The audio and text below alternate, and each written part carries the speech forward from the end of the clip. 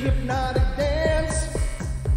She holds me here with only a glance. She's over me.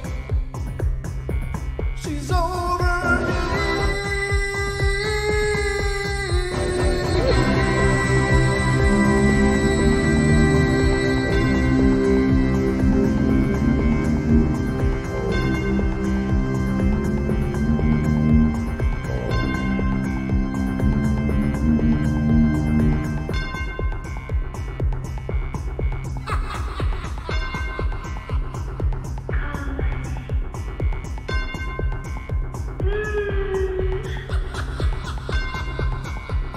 Ladies and gentlemen, welcome to the Wednesday edition of the Paranormal Portal, and tonight we're going to get into all kinds of spiritual paranormal manifestations and what they mean, from all the different types of manifestations to how they interact with people that experience them. So hang on, because we're going in.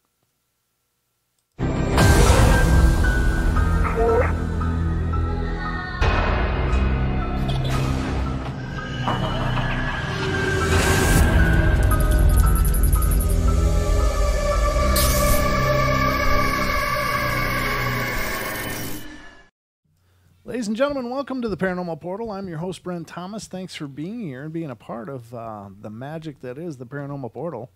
And I do mean magic because it's just magical. Every time I do it, I feel just a little more magical than the time before. So I got that going for me. And you guys being here makes it the mostly magical part of it, is that you guys are paying attention. So that's always a gift, ladies and gentlemen. But I'm not here alone, as always. It is my great pleasure to introduce my good friend and co-host, Mr. Don Longbeard. Welcome to the show, brother. Hola. Hola. Hello, all you beans. All the beans all out the there. beans. All the beans here. I think they are. Roll call. I think they're here, and they're coming in if they're not here yet. And tonight, ladies and gentlemen, we're going to talk about spiritual manifestations, paranormal manifestations. And, of course, there's all kinds of different types of manifestations, and by that I mean the different ways that spirits can appear or make their presence known. Everything from residual things like footsteps in a hall, or intelligent things like footsteps in a hall. The sound itself doesn't determine whether it's intelligent or residual, but those are rather intelligent footsteps I'm hearing. But, yeah, those sound like they have purpose. Yeah, exactly. It's hard to know, but to orbs, of course, spirit orbs are something that many people have experienced, and interestingly enough, and I'll get into that a little bit when we talk a little more about orbs, but there is a bit of an overlap in paranormal phenomena when it comes to orbs, because of course in UFO circles there's often talk of orbs, and then of course you look at the spiritual aspects as well. And we got some great questions from one of our listeners for Jim, our guest that we had on last Saturday, and it was a really good question, and we can get into that a little bit and talk about that as well on the show tonight, all the way up to manifestations of a spiritual body. Can be partial manifestation, like an upper torso, or sometimes people report seeing just legs. It's like, I'm just going to let them see my legs. That's what I was known for, my legs. Hey, look, it's Legs McGee. Yeah, it's Legs McGee. Yeah, it's all legs with just a head on it or something. And then we're going to get into vocal phenomena such as disembodied voices. And this isn't EVPs. It doesn't require, disembodied voices don't require any kind of medium in order to hear them. Like with EVPs, they are a specific type of phenomena where it's not audible with the ear, but for some reason the dynamic range of the recorder can pick up these voices, and so that's another type of manifestation. So that's our show tonight. Unfortunately, you can't call in, so the call-in number that you see on the screen will not work as we're doing this live. But happy Hump Days Eve to you all, and happy Hump Days Eve to you, Don. Hello. Happy Hump Days Eve. How's everything been in your world? The pain in my back I've had for the last couple of weeks. Yeah. Deb, our friendly neighborhood psychic, Deb, she sent some information over about crystals and what helps with that kind of stuff. And I think I wasn't able to get a chance to use any. However, I think just the energy, just her sending that kind of energy, Oh, cool. Because the next day my pain was gone. I can sit up and I can sit up straight, and Excellent. it feels good. You're now a comfortable man. Yes. Or more comfortable anyway. More comfortable, definitely that. No, that's horrible. Back pain is absolutely horrible. But there is a lot to be said for that. That sometimes what happened to your camera? It just got knocked over. Oh. I love my camera. Now it's all out of whack. It is a little bit. You're going to see a little more of the studio than normal. But I see that was the ceiling. Yeah, hold on. Nothing paranormal here, ladies and gentlemen. Oh, you didn't hang the Bigfoot sign back up, did you? No, I didn't. You didn't. I didn't. It'll just stay down for the show tonight because it'll have to suffer. It'll just be down there. I got to figure out a way to make it more permanently into the wall, but a nail. Yeah, or something thereof. Yeah, but so spiritual manifestations. We touched on it a little bit in discussion of orbs. Orbs are, of course, these little balls of light that people see, and generally they appear to be. They are luminescent, and they can vary quite a bit in terms of the size of these balls. But I getting back to what I was talking about before, what I alluded to before, that we had a great question that was sent in for Jim Mount, our guest from last Saturday, who was discussing. Gosh darn it. UFOs? There it is. I'm trying to multitask. And that's Contact with the problem. I don't multitask real well. But yeah, alien contact, UFO.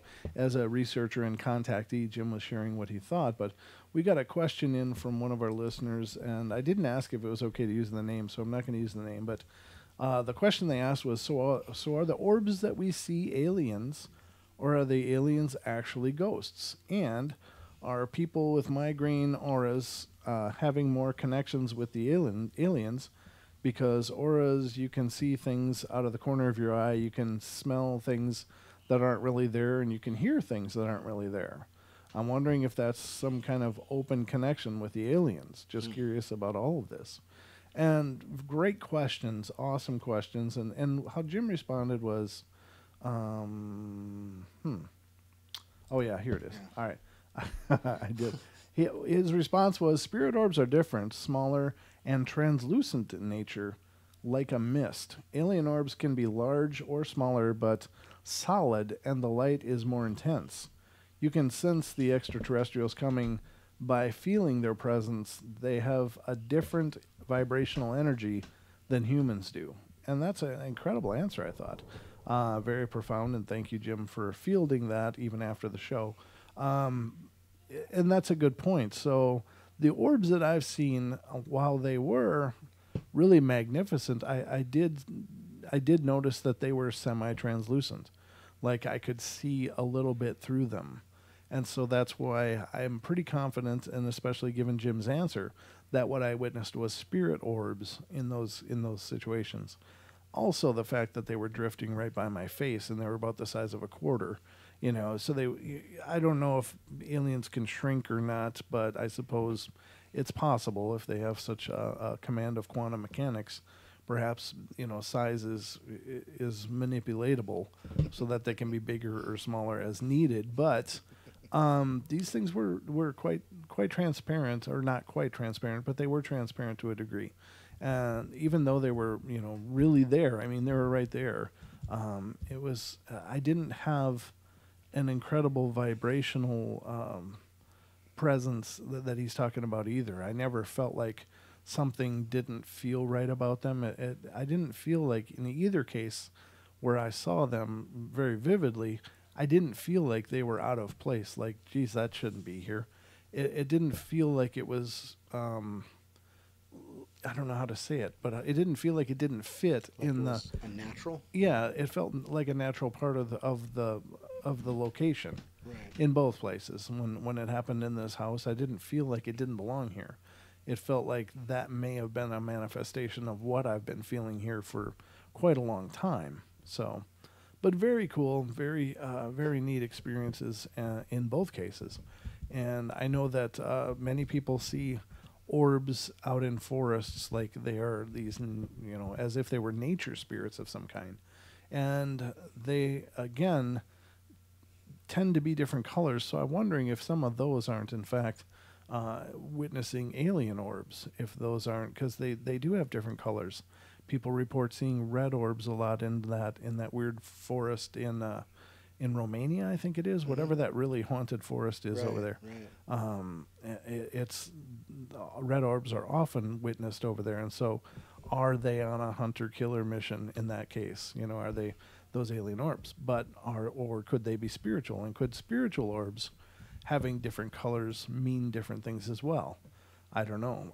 I thought that Jim's explanation of the colors of these alien orbs was really amazing. To me, that was nothing short of spectacular, because it's the first visual representation of understanding intent of these otherwise, alien creatures that we don't really understand well at all. So to be able to see those colors and understand what they could be doing, I think is very powerful. And, if you see a blue orb, good thing. But if you see a red orb, get the hell away. Get out. Get to getting. Remove thyself. All right. Get out of there, because they are up to something, and whatever they're up to after is going to have a real bad day. So, right. But I thought that was really profound, and that's not necessarily the topic tonight, but I thought I'd discuss that overlap a little bit, because it does get a little fuzzy in the paranormal. It does get a little hard to see where the boundaries are between some of these phenomena. And, the phenomena where people see UFOs and then see cryptids like, Bigfoot or Dogmen and stuff, and there's a bleed through there. Are they from the UFOs, or are they just curious what the hell those lights are too? Like we are.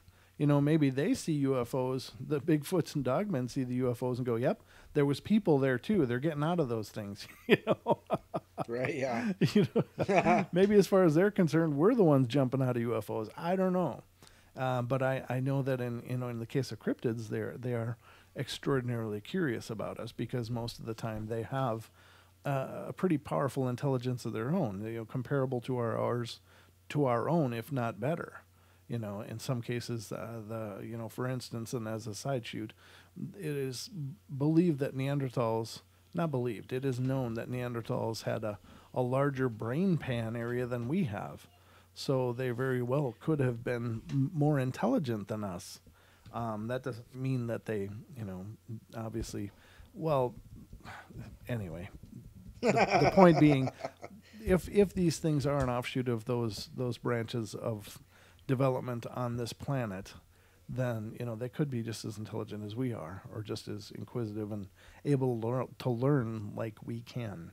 So, but we're going to talk about these manifestations and spirits now. Don, what is your feeling on spirits manifesting?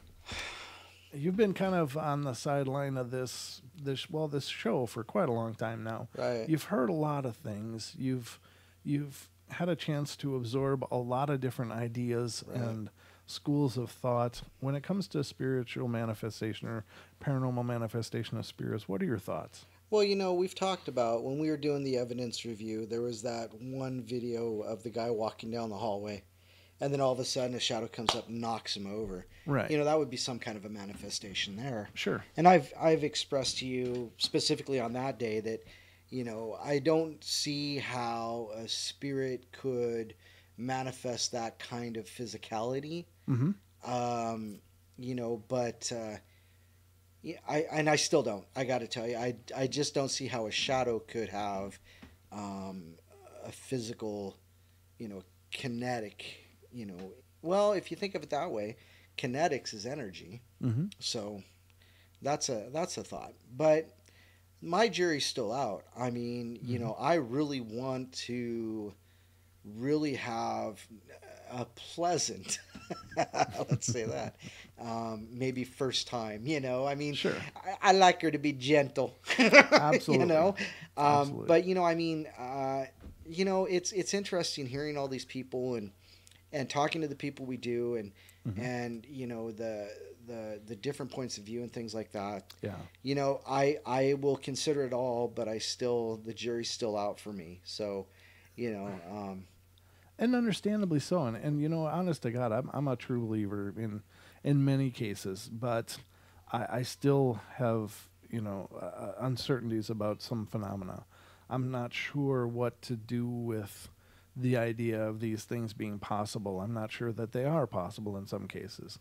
But I just find that having an open mind Right. is the key. That's the most important part, is that you know, you have to be willing to observe the phenomena to observe the phenomena. You know, I think that there's a lot of people in the world that aren't. They're Right. very closed. They're very shut off. Right. And, you know, to a fault. I mean, that they've been through, whether it's just through life circumstances or whatever, but they've trained themselves to get up, make the coffee, go to work, you know, get ready, go to work, do their job, get done, turn on the TV, grab a beer, Right. flick through some channels for a while, get something to eat, and then go back to bed and do it all over again. Like, that's their comfortable place.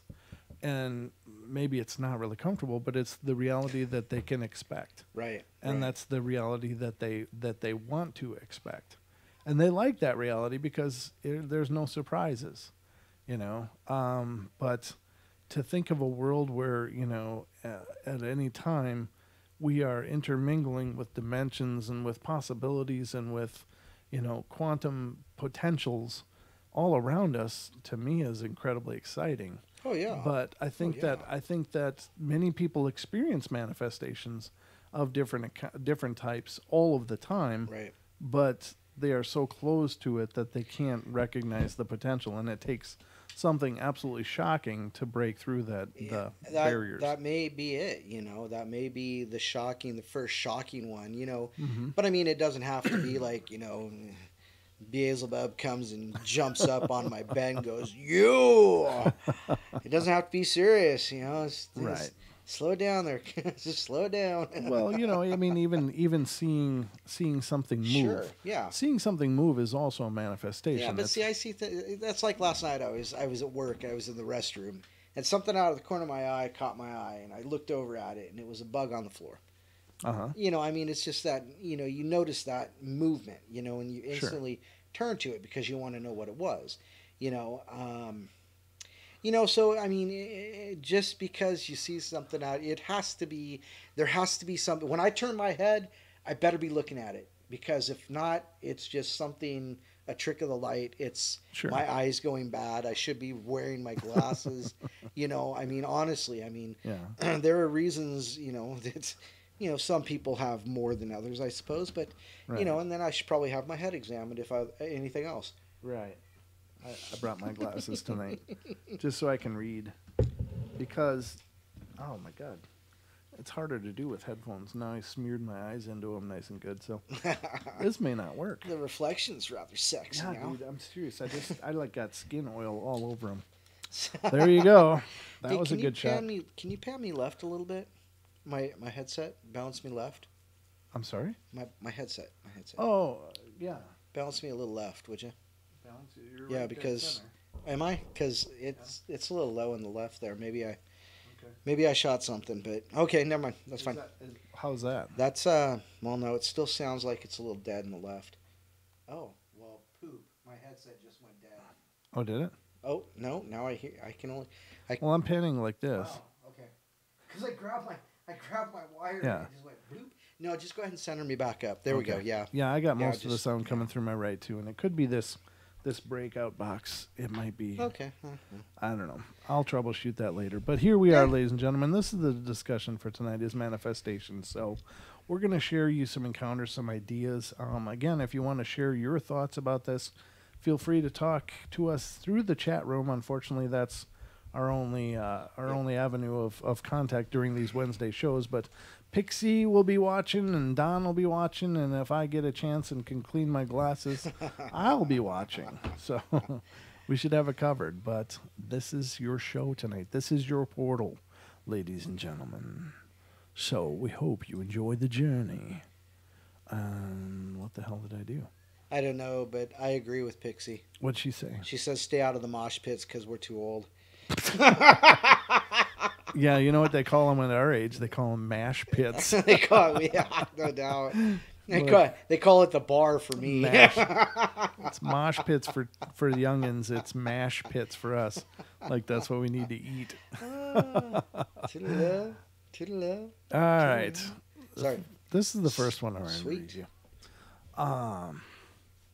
Okay, so it says on March 17th, 2007, it was a Saturday. I seem sort of discombobulated, and I feel like I just came back from Disneyland. Sorry, my minion's out there just hollering. Yeah. He's having a heyday out there in the other room, which is one of the beauties of having the studio in this new secret location. Disneyland of the Macabre. There was so much to see, so much to do, and the added bonus of the fact that this is an art studio that is truly haunted. On this night, I went out with some investigators in Northern California, and we all met first at Starbucks and had a quick briefing. And I sucked down my venti, and I don't know, let me look at this story. Is this one of those again? It is. God bless it. Never mind, I'm not reading that one. Not reading it. It's more narrative of an investigation. Oh, gotcha. And not that I'm opposed to it completely, but I just got to make sure that I'm on the right track here. Yeah, I am. Sorry about that. But, I must have left it open from another show, and I should have closed it. So my apologies, ladies and gentlemen. I'm actually not usually this much of a rookie. Take two. Take two, ladies and gentlemen, and action. What's my line? What's my motivation? All right. Back in October of 2004, my girlfriend and I thought it would be a good idea to take me to Bachelor's Grove Cemetery. Sorry, I haven't been talking all day.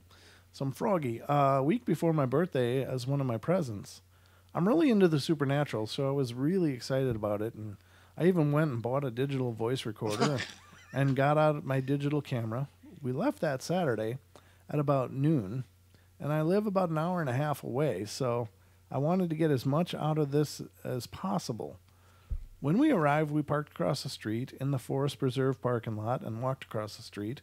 And there's nowhere to park other than there, and if you try to park elsewhere, you'll get towed and also get a ticket. The walk from there was not very far, but as we got closer to the gate, it started to feel really odd.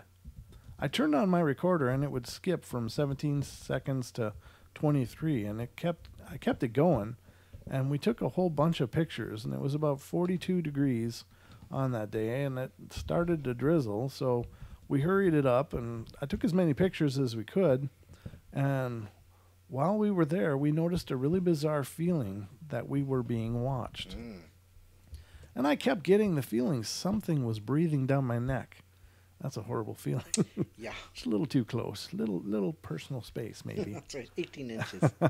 Minimum. I need a little bit of space. Can you please So we decided to leave after being there for about 20 minutes. Long investigation, huh? Mm-hmm.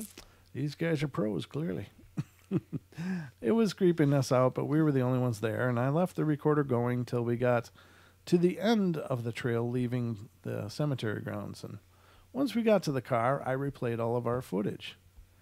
I almost literally had a heart attack at what I heard. I heard a voice whisper to get out.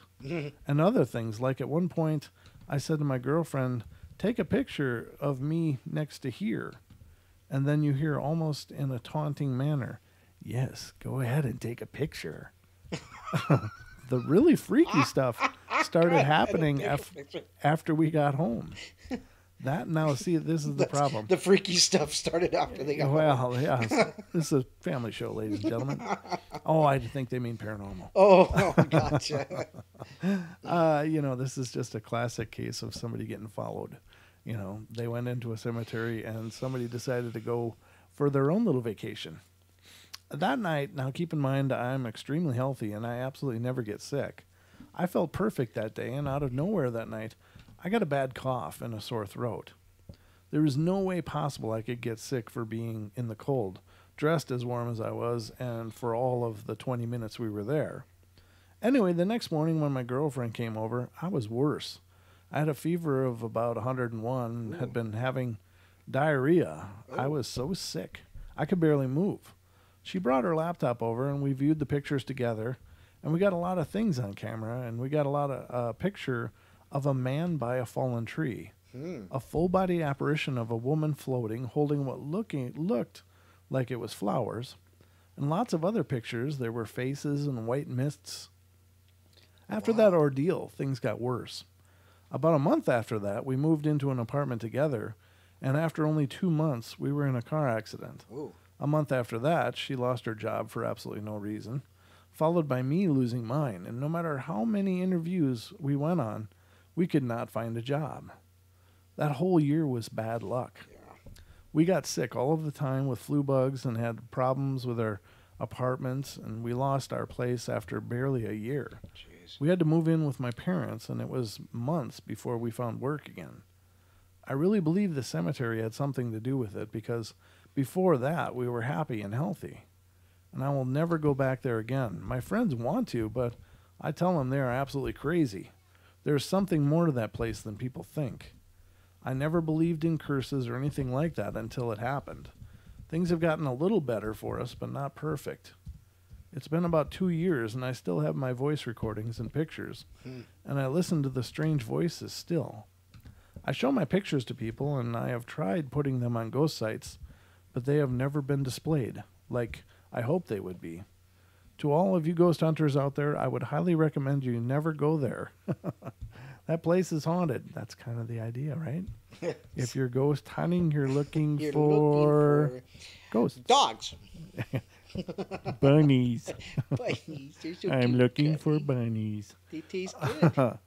They obviously don't want people there. So that is a whole lot of something. Again, when we talk about investigating, you got to protect yourself. And much like any other contact with the paranormal, an investigation is contact with the paranormal. You are seeking contact with the paranormal. In other words, you're looking for some kind of interaction. Now, we talk a lot about Ouija boards and the dangers of Ouija boards, but it's just another form of seeking contact with the paranormal. The important thing to do is know how to enter a setting with protections, with making sure you're okay. And it's equally important to know how to close an investigation. And one way not to do it is to get drizzled on and run to your car and go home. You've cleared nothing. You've made no statements, no affirmations. You've not cleansed the energy. You're not purging and pushing things away. You are not doing anything except continuing this contact. And so things will follow you. They will attach to you. And they will come to your house too. So I would highly recommend, if you're ever investigating, to close your investigations much the same way as you open them. Opening them through protections of prayers, through requests of divine protection, or, a guardian angel, guardian spirits, spirit guides, whatever. And at the end of the session, you close it in the same manner. You make a statement that whatever's there can't follow you. You are not open to having continued contact, and you are purging their presence to remain in that location. But thank you for showing up. Well, yeah, you don't have to be a jerk about it. It's not. Right. It's not like ending a bad date. It's just No, I didn't sneak out the back door. Why don't you just go home? I don't think we can do this. I don't think this is gonna work. It's not you. It's me. It's not you. It's the ghost. Yeah. No, but you know what I mean. It's important to treat it just like any other communication. You open a Ouija board session, you close a Ouija board session, and it's not just circling goodbye, whatever the hell people say. Right. It should be more in depth than that. I'm getting incensed over here. But he's getting incensed. I'm incensed. No, I got like clouds of this stuff coming at me. They say it's psychoactive. Breathe it in. Speaking of apparitions. Wow. Yeah. So I would like to leave that as a little piece of advice to you all. If you're into ghost hunting, and I'm sure, Dan or MCAT or Deb or, Dee or Sean or so many other people that have been a part of the show talk about protecting yourself and how to, end an investigation. It is a ritual, ladies and gentlemen.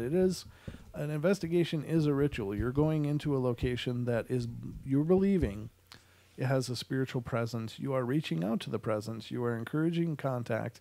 You are encouraging interaction. Right. And at the end of that, you have to discourage that interaction. You have to end it. Well, that's like our friends Glenn with North Nottingham and Zara with Paranormal White Noise. Mm-hmm. You know, they say that that they do this a similar thing when they're spirit boxing, when they've got their ITCs open. Yep. You know, and they say, thank you for the contact. Now, please go on your way. Thank you for joining us, but our contact is now closed. Things like that. They encourage them to go on their merry way. Right. Exactly. And I think that gets overlooked because, Right. a lot of people are using paranormal TV shows as a blueprint. Right. There's so much you don't see. And the only ones that I ever see really open a session, right, open an investigation, right, is the Tennessee Wraith Chasers. And they do it through a circle of prayer. Right. And that's fine. Paranormal State used to do it as well with the St. Michael blessings, Archangel Michael will protect us in battle, etc., etc. Now, those are great openings, but one thing that those shows don't address and don't show is the close. And the close is just as important because you need to stop that permission. The permission is now revoked. It's done. And thank you. We wish you well, surround you in light. Say prayers or blessings towards those spirits and Right. that they're peaceful and whatever, but then, push them away. Failure to do that is opening that portal. Is the same thing as leaving a Ouija board going. You've initiated a contact. You need to close it. So that's a little known fact of paranormal investigating, ladies and gentlemen. But it's a nugget I'm going to leave you with today. Not that we're done, but that story. So I hope you guys appreciate that because that just occurred to me that nobody ever talks about that. Nobody ever talks too much about closing a session. So definitely close any investigation with some form of whether it's, protection, spell, affirmations, prayers, whatever to, end the session. So just my 2 cents right there. There you go. There's my 2 cents. So we're going to continue on. This one sounds like it might be good. Let's see if it is. Let's see, and again, that was Bachelor's Grove Cemetery. So apparently, if you really do want to go investigating, that might be a good place to go. That'd be the case. However, do it better than they did. Yes, and slightly differently. Yeah, well, pick your weather a little better too. Right. All right, this one is about 9 years ago. This is coming out of the UK. Me and a mate used to go to this caravan site a couple of miles up the coast from where I used to live. During the summer, I used to drink in the site's pub called The Mermaid. That's an awesome name for a pub. I love it. Booze on the beach and chat up the holidaymakers' daughters, etc. One year, a couple of months after the summer crowds had left, we gone to a bonfire that they have there to watch the fireworks and generally just join in with the festivities.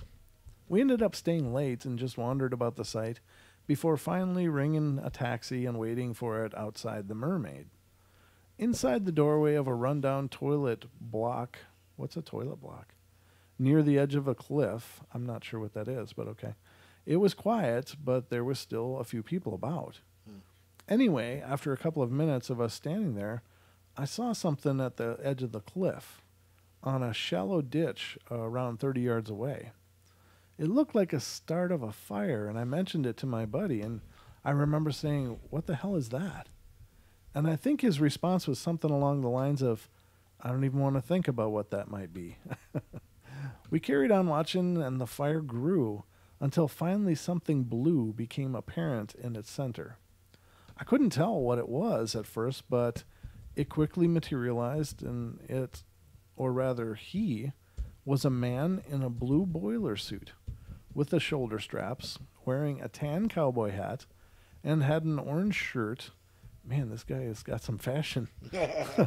And he was digging hard into the ditch. And as he dug, he got lower until the point only his torso was visible, and the image seemed to evaporate. The fire closely following suit.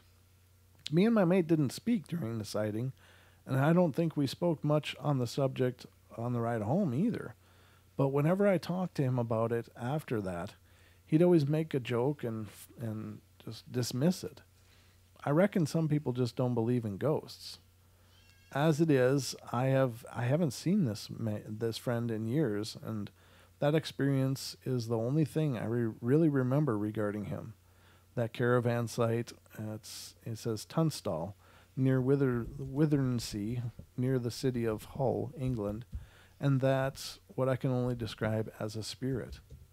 Some woman who I told about it in a nightclub some years later said maybe it meant something. I can't think of what, but sometimes I think maybe she had a point. And that's a good point, that a lot of times, these apparitions appear because they're trying to tell you something. What that is, would vary as much as, individuals vary. But I don't know what it could mean. Maybe just an I'm here. Maybe it's just I'm here. I'm not gone. I'm still here. See, that's one of those things that just leave all kinds of questions. Right. And so. Right. What does it mean? Yeah. And it could just be a residual thing as well. I mean, it didn't.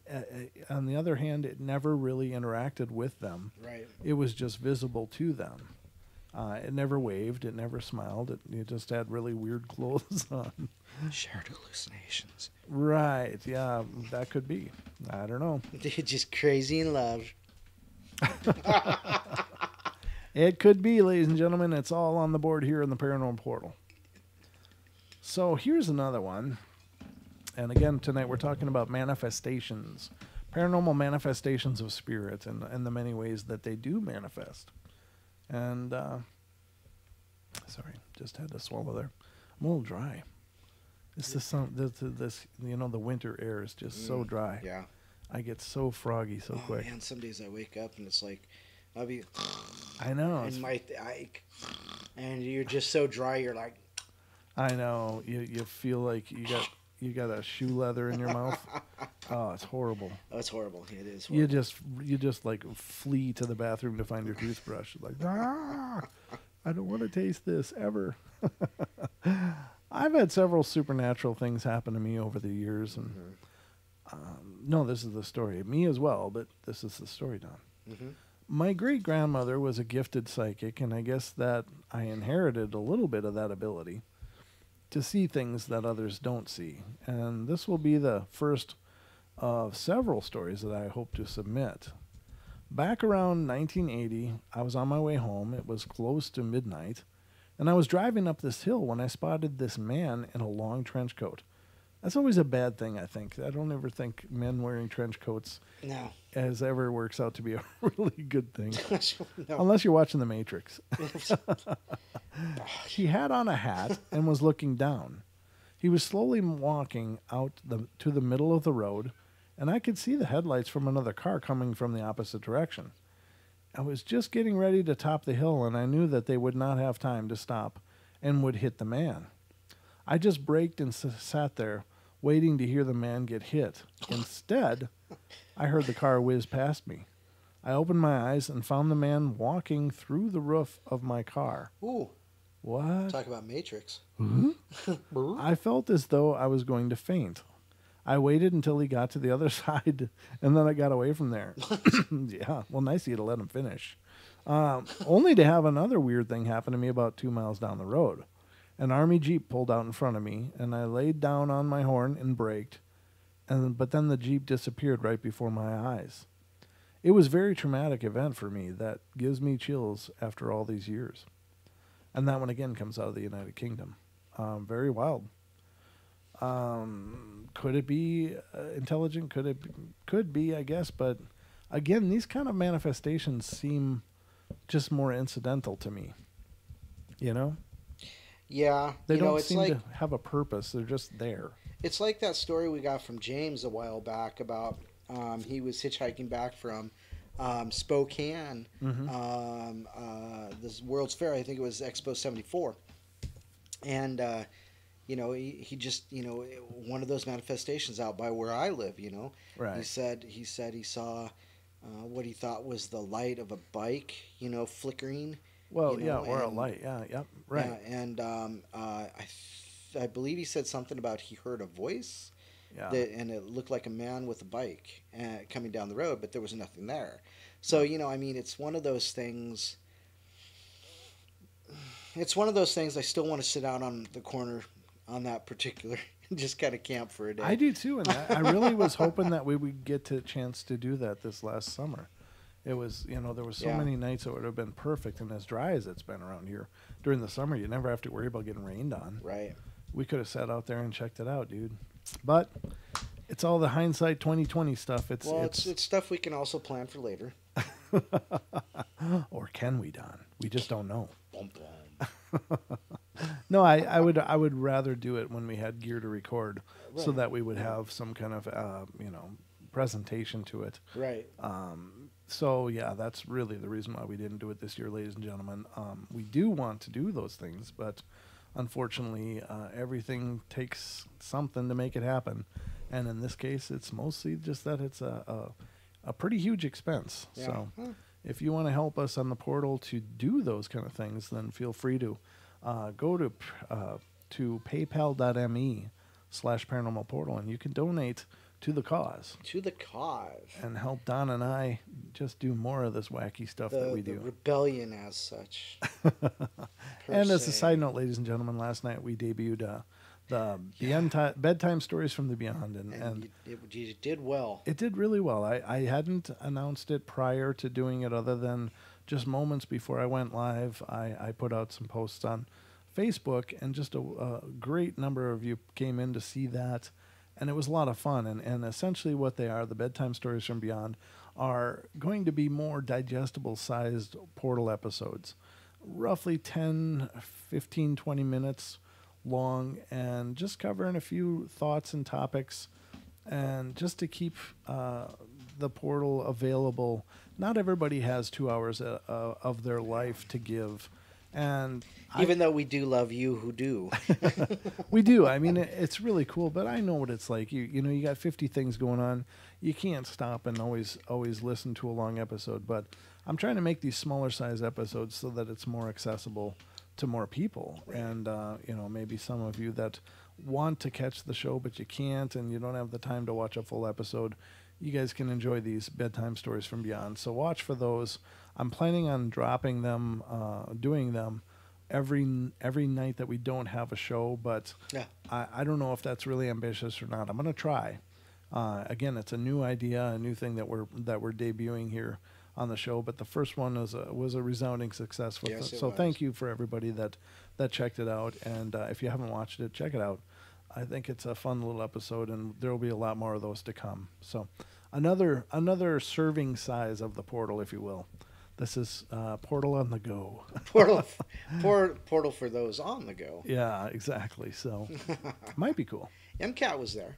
MCAT was there? Yeah, MCAT was there last night. Yeah, he was, wasn't he? Yeah, he got in late, but that's okay. Ruthie was there. Yeah, a lot of you guys that are in the chat now. Julie was there. It was a lot of fun. Pixie wasn't there. She was probably asleep. I don't. It was kind of late though, and I also the other thing is that I'll do the future ones a little earlier. I think I just finally I was like, you know what, I'm doing it now. So I sat down and put it together and just kind of, but then I looked at the clock and it was like 11:30 or something, right. Our time, which is Pacific time. So everybody else in the world is way later than that. So I was amazed at the number of you that did show up, and thank you so much for watching. But I'll try to make sure that the future bedtime stories from beyond are a little more reasonable hour, maybe around the same time, 7, 8, 9 o'clock right. in the evenings. So watch for them, and please let me know what you think. If you have any ideas that you'd like to share, or you'd like to share some stories on one of those bedtime from beyond, or on the regular episodes of the portal, definitely email them to paranormalportalradio@gmail.com. Yeah, there's no reason to not be showcased on one of those real quick. Yeah. Hey, we got this story in from one of our listeners, blah, blah, blah. And you could have your own bedtime stories of beyond dedicated to you and your story. Yes, so nice. Send in your stories, ladies and gentlemen. I'll be happy to make your own version, your own episode of a bedtime stories from beyond. Bedtime Stories from Beyond by... It's a long story, title. Lady Death. Well, Bedtime Stories, BTSB. BTSB. SB? Bedtime stories. BTFB. Did you say S or F? F's. From bedtime F. stories. BSBT. I don't know. Now I'm lost. There's no way to properly acronym that one up, I don't think. So we're just going to go to bedtime stories. Bedtime stories. All right. So that, just to bring it out there to let you guys know in case you hadn't noticed it, but that is another option. It was great. It actually ran really well. Yeah. Yeah, lots of participation. And, it really did. Yeah. And even since then, the number of views that have come in on it has been really spectacular. It's been phenomenal. So thank you guys. Thank you. You complete me. And I mean that sincerely, even though I'm laughing. It's just I crack myself up. It's just my way. Next one I want to bring to you is first some background. And this is coming out of Washington State, Don. So this is one of our neighbors here. So I'm from Washington State, and I lived on the coast till I married. My grandparents lived in a very small town called New London. You know that town? It can be found outside of I was born Hoquiam. It's pronounced Hoquiam. Okay. I don't know. I'm not from there. I went to school there. Okay, Don. But I've never heard of New London. Yeah, settle down, buddy. On Highway 101, heading north. Oh, okay. My grandmother was a medium and had sittings each Friday night in my grandparents' living room. And this house was built by my grandfather and great uncle from a logging bunkhouse. Mm-hmm. And it has 2 stories and had 2 bedrooms and a 1-car garage. My grandfather built and had held several patents, bandsaws that were used throughout the West Coast from Canada in big sawmills. Mm-hmm. I believe there are still some of them around.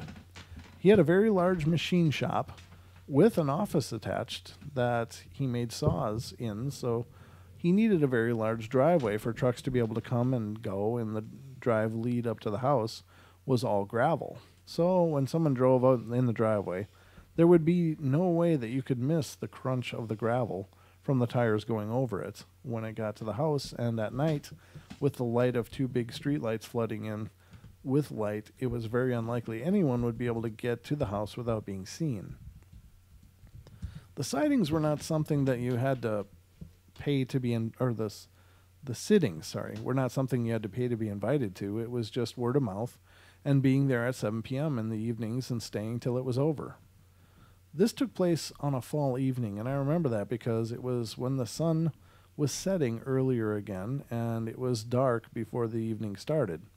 And there was maybe 10 people that had come that night, and my father and myself included. The hallway light was turned on so that the back of the house was lighted. If someone needed to take a break, and they would not have been a problem. The drapes that were over the front window and the side window looking over the deck that lead to the front door was left open to let light in from the streetlights into the living room. Right at 7:30, the sitting started as any normal Friday night. 2 people had come in for just a very short time, and it was like there was a lull then from outside, and we heard a car turn into the driveway and come slowly up the drive and stop right under the window. I wanted to get up and see who it was, but Dad shook his head no at me and whispered, "Sit still." The engine turned off, and first one car door opened, and then 2 more opened and closed. And with the first one, you could hear footsteps walking in the gravel, and then nothing. When they walked across the grass to the sidewalk, and then up the wooden stairs and the walking across the deck to stop right at the window.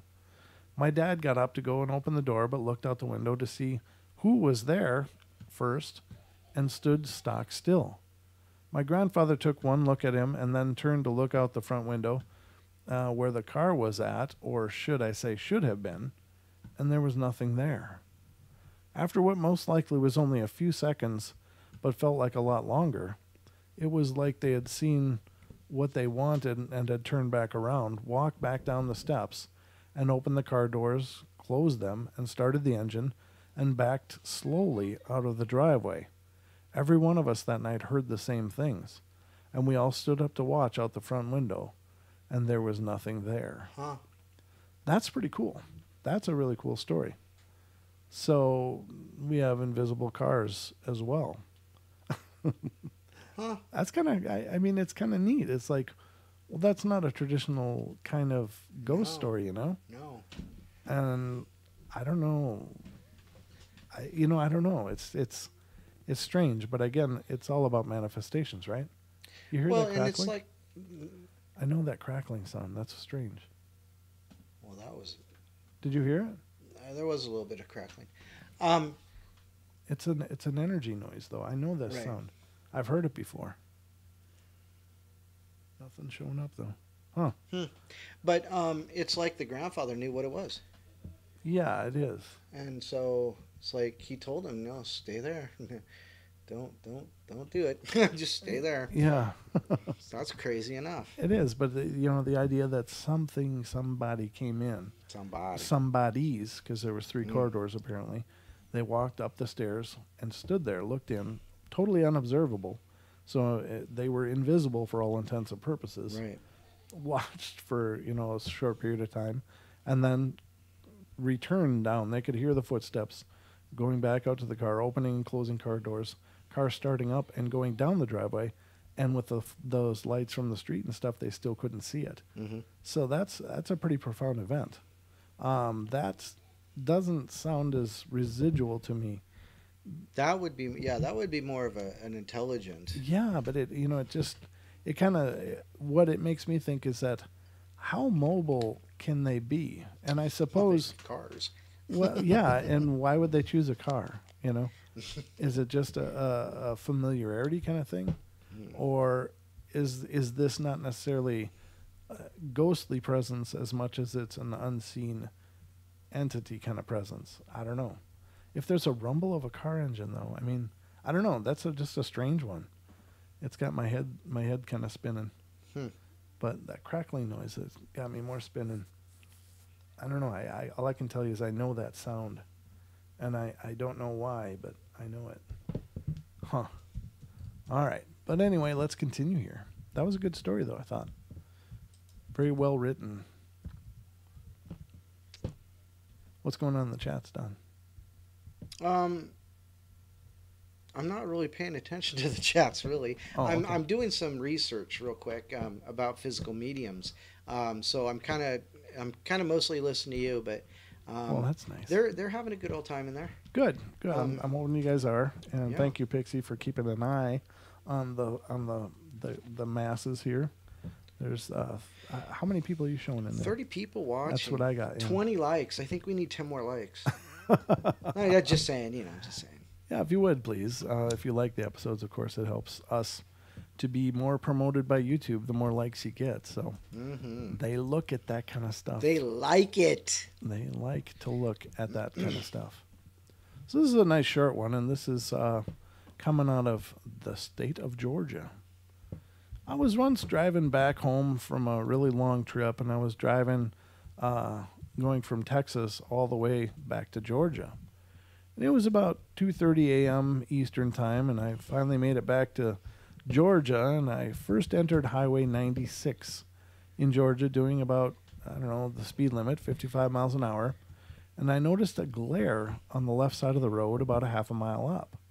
As I got closer to the glare, it appeared more misty, then finally clear.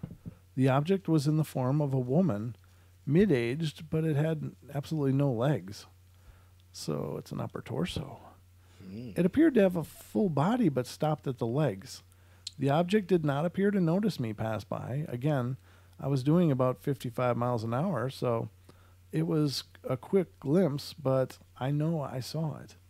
And I even looked in my rearview mirror to confirm the object, and yes, it was the real deal. No, I was not sleepy, and no, I do not do drugs, and no, I do not drink and drive.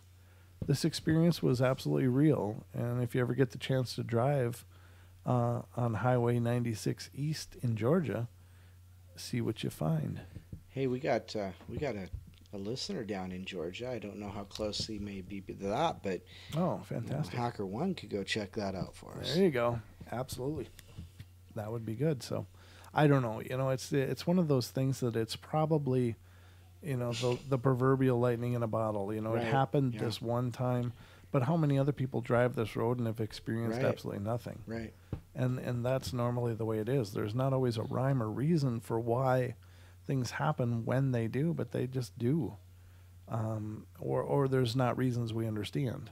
Is there something about this particular person that made him being able to view this event, whereas other people would have not seen it? I don't know. Right. Is there an inherent ability in this person that they may not be aware of, but just since he was relaxed and driving, it just filtered through? I don't know.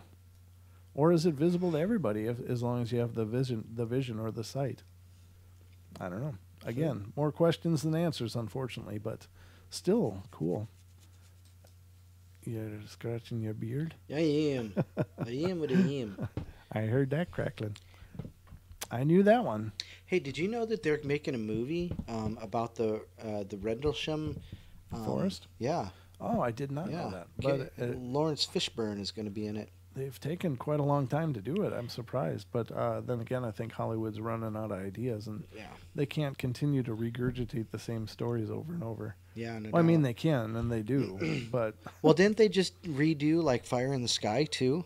Yeah, well, I don't know if they did Or they not. did something with it. I think Travis Walton's trying to get another version made that more accurately just, depicts what's going on. But Right, right. I listened to him talk, and this was prior to having Jim on the show, of course. But what he experienced was, so much more profound than what was portrayed in the movie. And the movie was plenty profound as well. But I just thought, I hope that they do get a chance to make a more accurate version of it, because it would be neat to more accurately see what he saw. Mm-hmm. Yeah. Hollywood has a tendency to, over dramatize or under dramatize or Just take they complete just- artistic license. yeah, they just change things because of somebody's vision. And the only vision that should be operating there is Travis's, because he's the one that had it. Right. But why do they take artistic license and do that? I don't know. But, yeah, it's a shame. Here comes one out of Tennessee, ladies and gentlemen, and this is, I was in a park near downtown Nashville, and I saw a little boy about 4 or 5 years old, and he was wearing bloody pajamas. Oh, boy. That's so sad. And looked like he'd been crying. He vanished behind a mound of dirt, and I saw him from a distance of about 10 feet. It was broad daylight, about 11 a.m., and he looked very real, not vaporous or transparent at all. I found out later that about 2 years ago, a little 6-year-old boy had been murdered by his mom's boyfriend. His body was dumped on that pile of dirt. Oh, dear God. I can't tell you how... Well, I don't need to tell you, I'm sure, but how much hearing those kind of things just hurts. How can you have such emptiness that you could do that to a small child? Oh, God. I just feel like I've been stabbed. Next. Yeah. Next. I know. Ugh. Yeah, well, I wish I don't know, but I don't really believe in hell, but there's times when I really wish it were real. Yeah, yeah. Because there are some people That deserve it? that just, I couldn't think of a better candidate. Just when, whatever. All right. Sorry, ladies and gentlemen. I don't mean to get emotional, but that kind of stuff just hurts. It just hurts. All right. It says, one time when I was about 7 years old, I woke early in the morning from a deep sleep. I had laid in bed for about 5 minutes or so and had a feeling or thought of a presence appearing in my room. But then about a minute later, I had seen a figure form fade into my sight, and all of a sudden, I had froze in place. I stared at the man. He appeared to be from early days. It says early days. What early days? While staring, I could not move or think. The figure was really clear to my sight, and it gave me an idea that it could be a guardian angel, and I know that I was not dreaming. The figure did not move an inch from where it stood until I forced myself to think and wished the man would go away. I had another thought about the ghost that it would fade away, and the figure had just vanished, with no intentions of anything. just to be seen. Hmm. I'm not sure if this kind of appearance is common to anyone, but a friend of mine has had the same encounter with the unknown, and it kind of makes me wonder: if there is a sense of importance to my life? And I think there's a sense of importance to everybody's life. We are infinite divine beings of unlimited potential. So Right. I don't know that any one of us has more purpose than any others, but Well, I don't know why it would take something like that for somebody to, get that sense of importance in their life. I mean, well, goodness. everybody wants to be the superhero, I guess, and everybody wants to be the one. Everybody wants to be the Neo or something. Right. Like Right. there's a reason why you're so unhappy, and there's a reason why you're so uncomfortable. It's because you were meant for so much more. And I think that's true for all of us, though. That we are all the Neos, we are all the heroes. But see, that's where karma comes in. That's where what is it called? Past lives. Past lives. Sure. Because the idea of karma and past lives is, you've got potential. Mm-hmm. You have to reach your potential before you can move on. And that's why a lot of people believe that you've got to move past that physicality, the physical trappings of the world into the Right. And until you do, you keep coming back and back and back. And that's where a lot of those reincarnation stories come from. Sure. So I think that's And there is everybody's that. got purpose. You just got to find it. Right. I think we've just got to find Mm-hmm. our light and our reason and manifest it. It's like, I don't pretend to have any of this figured out. I really don't. I mean, there's a part of me that I think on a very fundamental level knows and has knowledge that I don't always know why it's there or how I have it, but I think we all have that. We all have that side of ourselves that exists beyond this world, and Right. I think that the sad part is that we don't know that. That we don't know how amazingly brilliant and bright Right. and wonderful we are. Right. That we've been conditioned to believe that we are just another spoke in a infinite tire. That we're not really anything special, but we are. Just my 2 cents, but you know what I mean. Yeah, absolutely.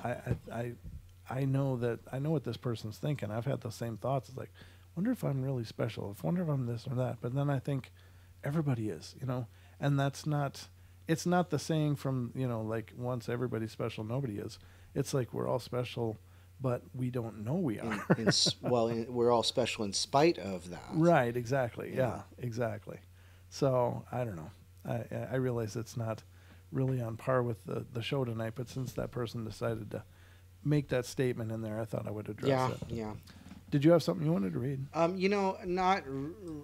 yes and no. I mean, because I didn't want to. So I told you that the picture you used for tonight's promo was a picture of Eva C. or Eva Carrere. Okay.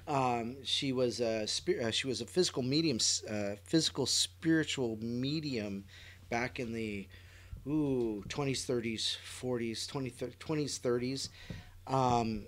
She was French. Uh-huh. And she claimed that she could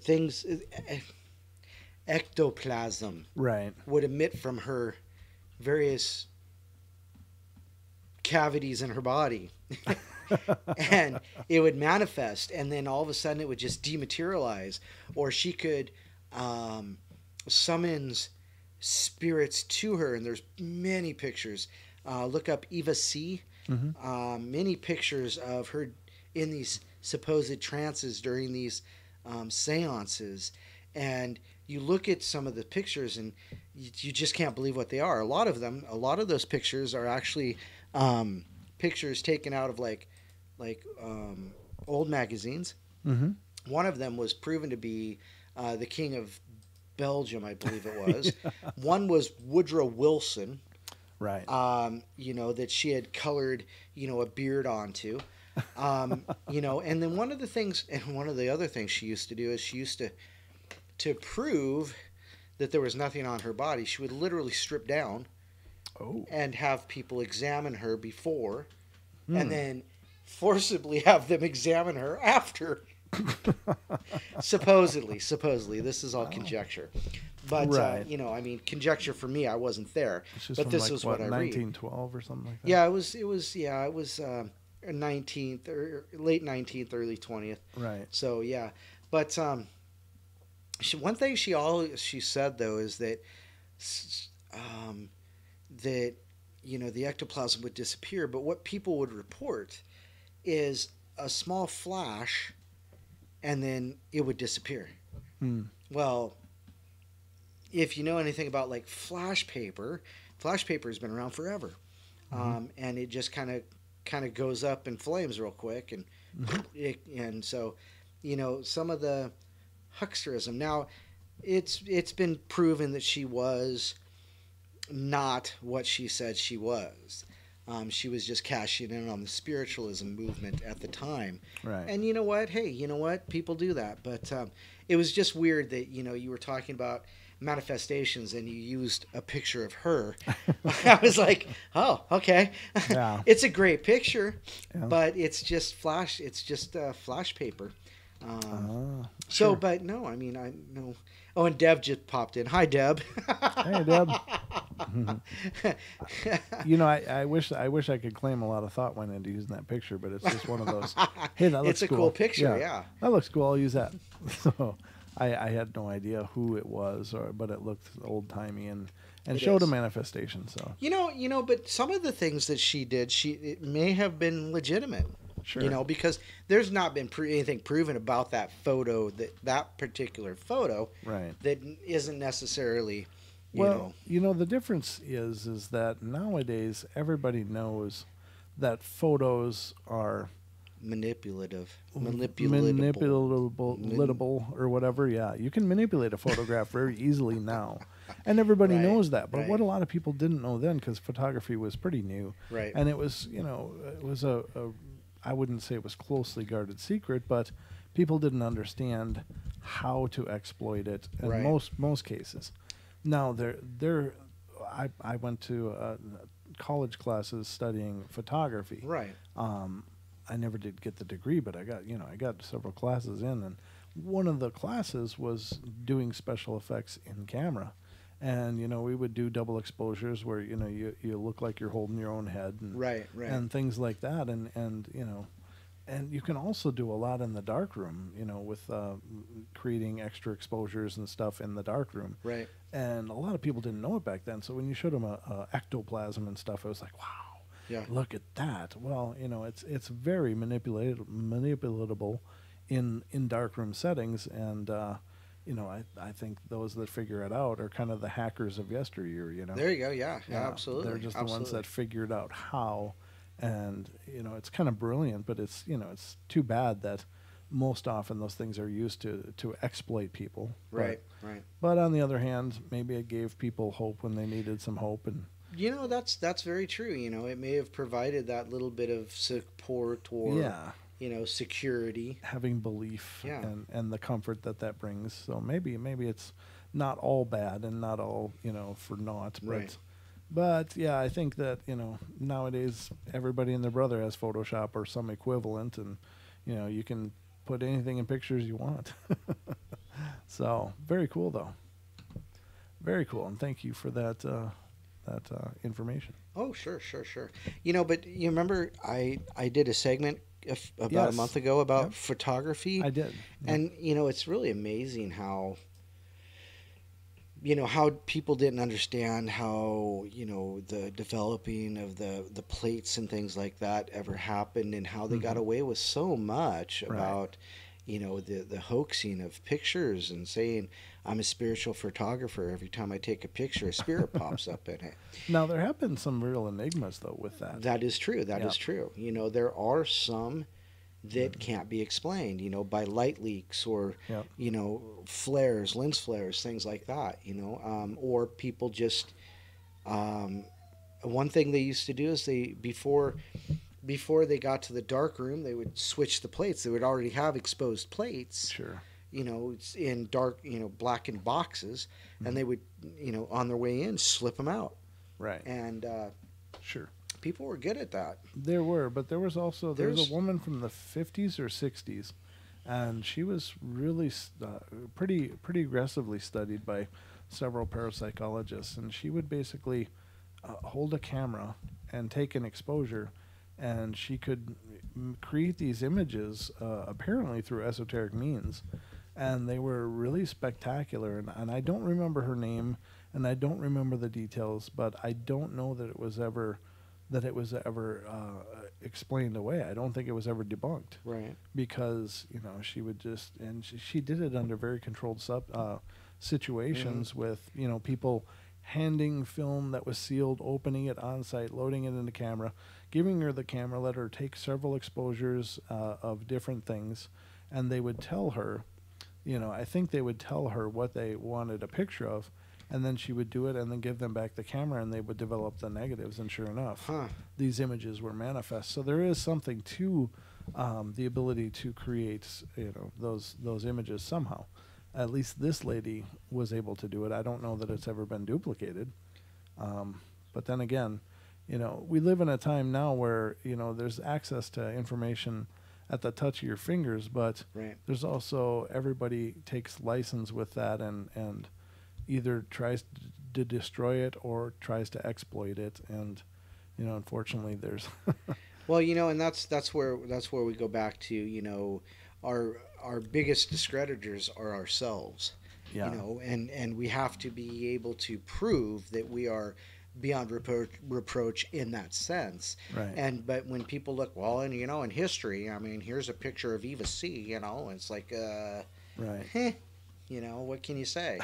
you as you say, you can either believe us or not. That's up to you. You take what you want and leave the rest. Mhm. If you're just here to listen to Brent and Don have a good time, which we do, great. But if you're here to listen to the information we're talking about, that's great too. Right. Take what you want, leave the rest, and we just leave it to you. And that's also, ladies and gentlemen, if you don't mind, I would just like to say, everything that's presented on the show, I don't expect anybody to believe everything. I'm not sure I believe everything that's presented on the show, but what I want the portal to be is a discussion, Is a forum. a forum for sharing ideas and thoughts on this subject called the paranormal. And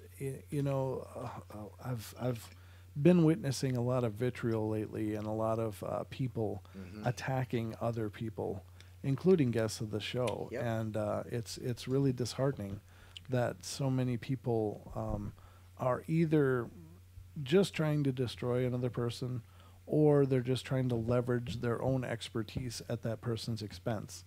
And it's unfortunate. Now, I hope that as you listen to the show, that you enjoy yourself, like Don was saying, and maybe you'll hear some things that make sense to you. Maybe you'll hear some things that don't. I love the idea of sharing information and sharing thoughts and having a dialogue about it. But one thing I'm not okay with is statements like, "Oh, that person is full of BS," "Oh, what a bunch of trash," or just dismissive statements like that. I'm not okay with, because nothing will ever be built that way. You can't tear something down and then expect to build it into something better. In this situation, you can't demolish a person, Right. and then expect to create a dialogue of growth. So, Who are you going to dialogue with? The person you just destroyed probably doesn't want to talk with you. right, exactly. And it's unfortunate, and I'm sorry some people feel the that need to do that. Yeah, well, they feel that they have the right to do that. I guess is the most discouraging part. It's like, and I don't ever swear on the show, but I'm gonna just bring this to the table. The biggest problem with the internet is there's no ass kicking clause. Yeah. The same filter that you use every day when you think, oh, I'd like to tell this person that, but you choose not to because you don't want to get a punch in the face, because it's just the wrong thing to do, or it's going to cause problems. Right. Now, some people, feel like they have this license because they're behind a keyboard to say, just horrible things to people. And, that's unfortunate. And without that clause, people don't have the same filters, and it's discouraging. So apologize for the language, but it's something I came up with a long time ago. I saw a meme the other day. It was, Yeah. do you remember Kermit the Frog had a nephew named Robin? Oh, The vaguely. little, yeah. So anyhow, it was basically Robin sitting on a bed with a book that says how to bitch slap somebody through the internet. Oh yeah, well, exactly. He was totally engrossed.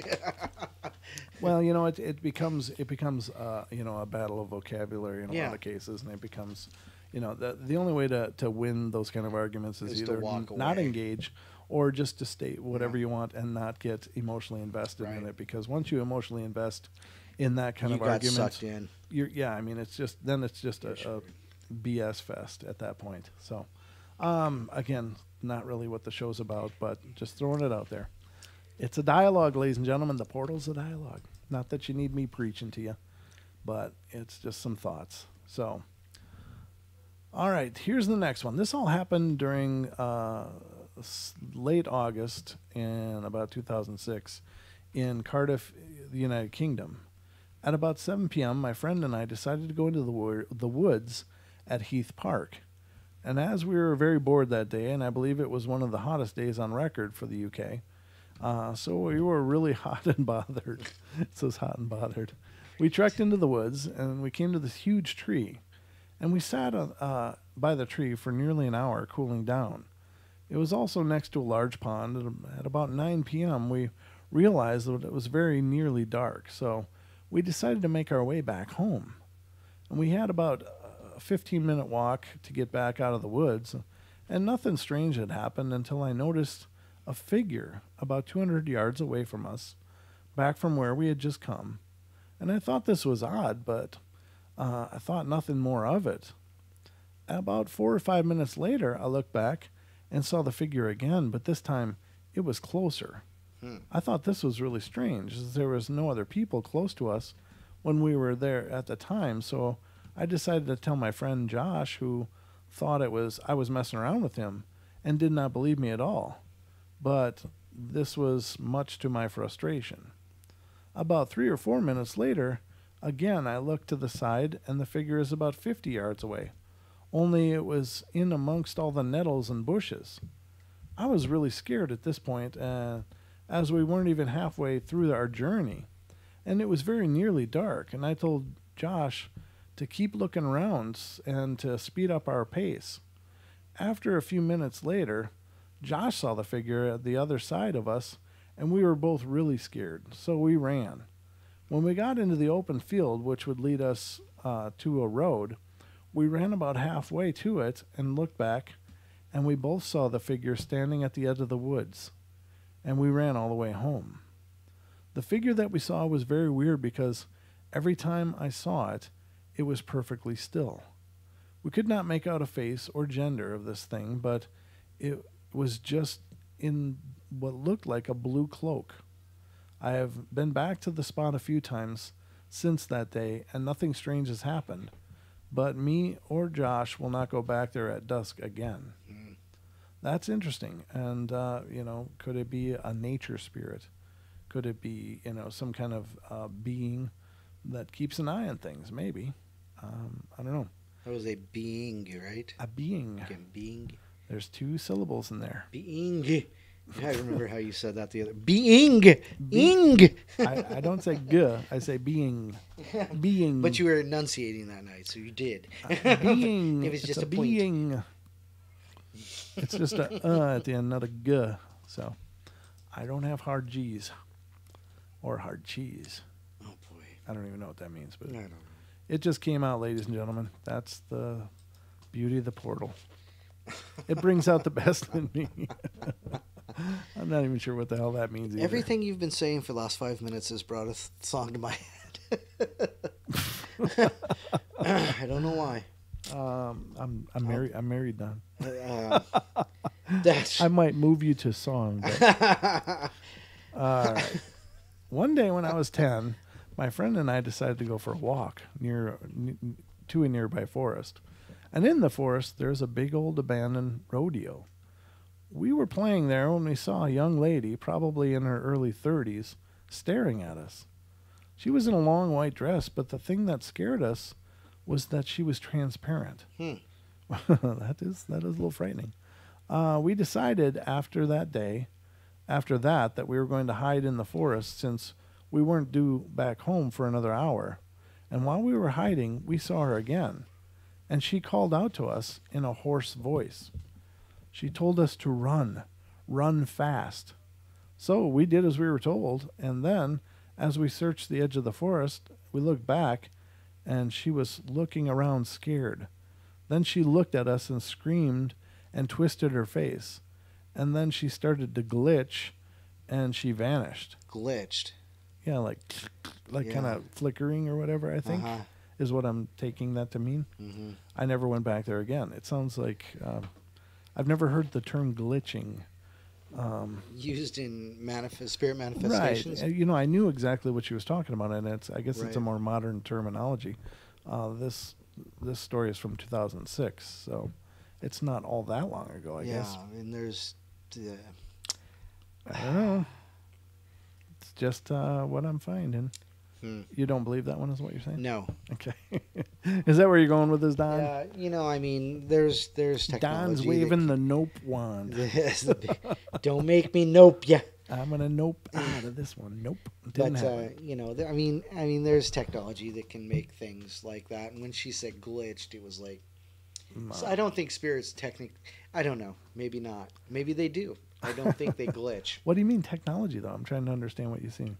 Like somebody projected an image? Yeah. Oh, okay. Well, maybe, I guess. I mean, that's easy stuff to do. I mean, sure. If you have the right, there has to be some, things in place, but.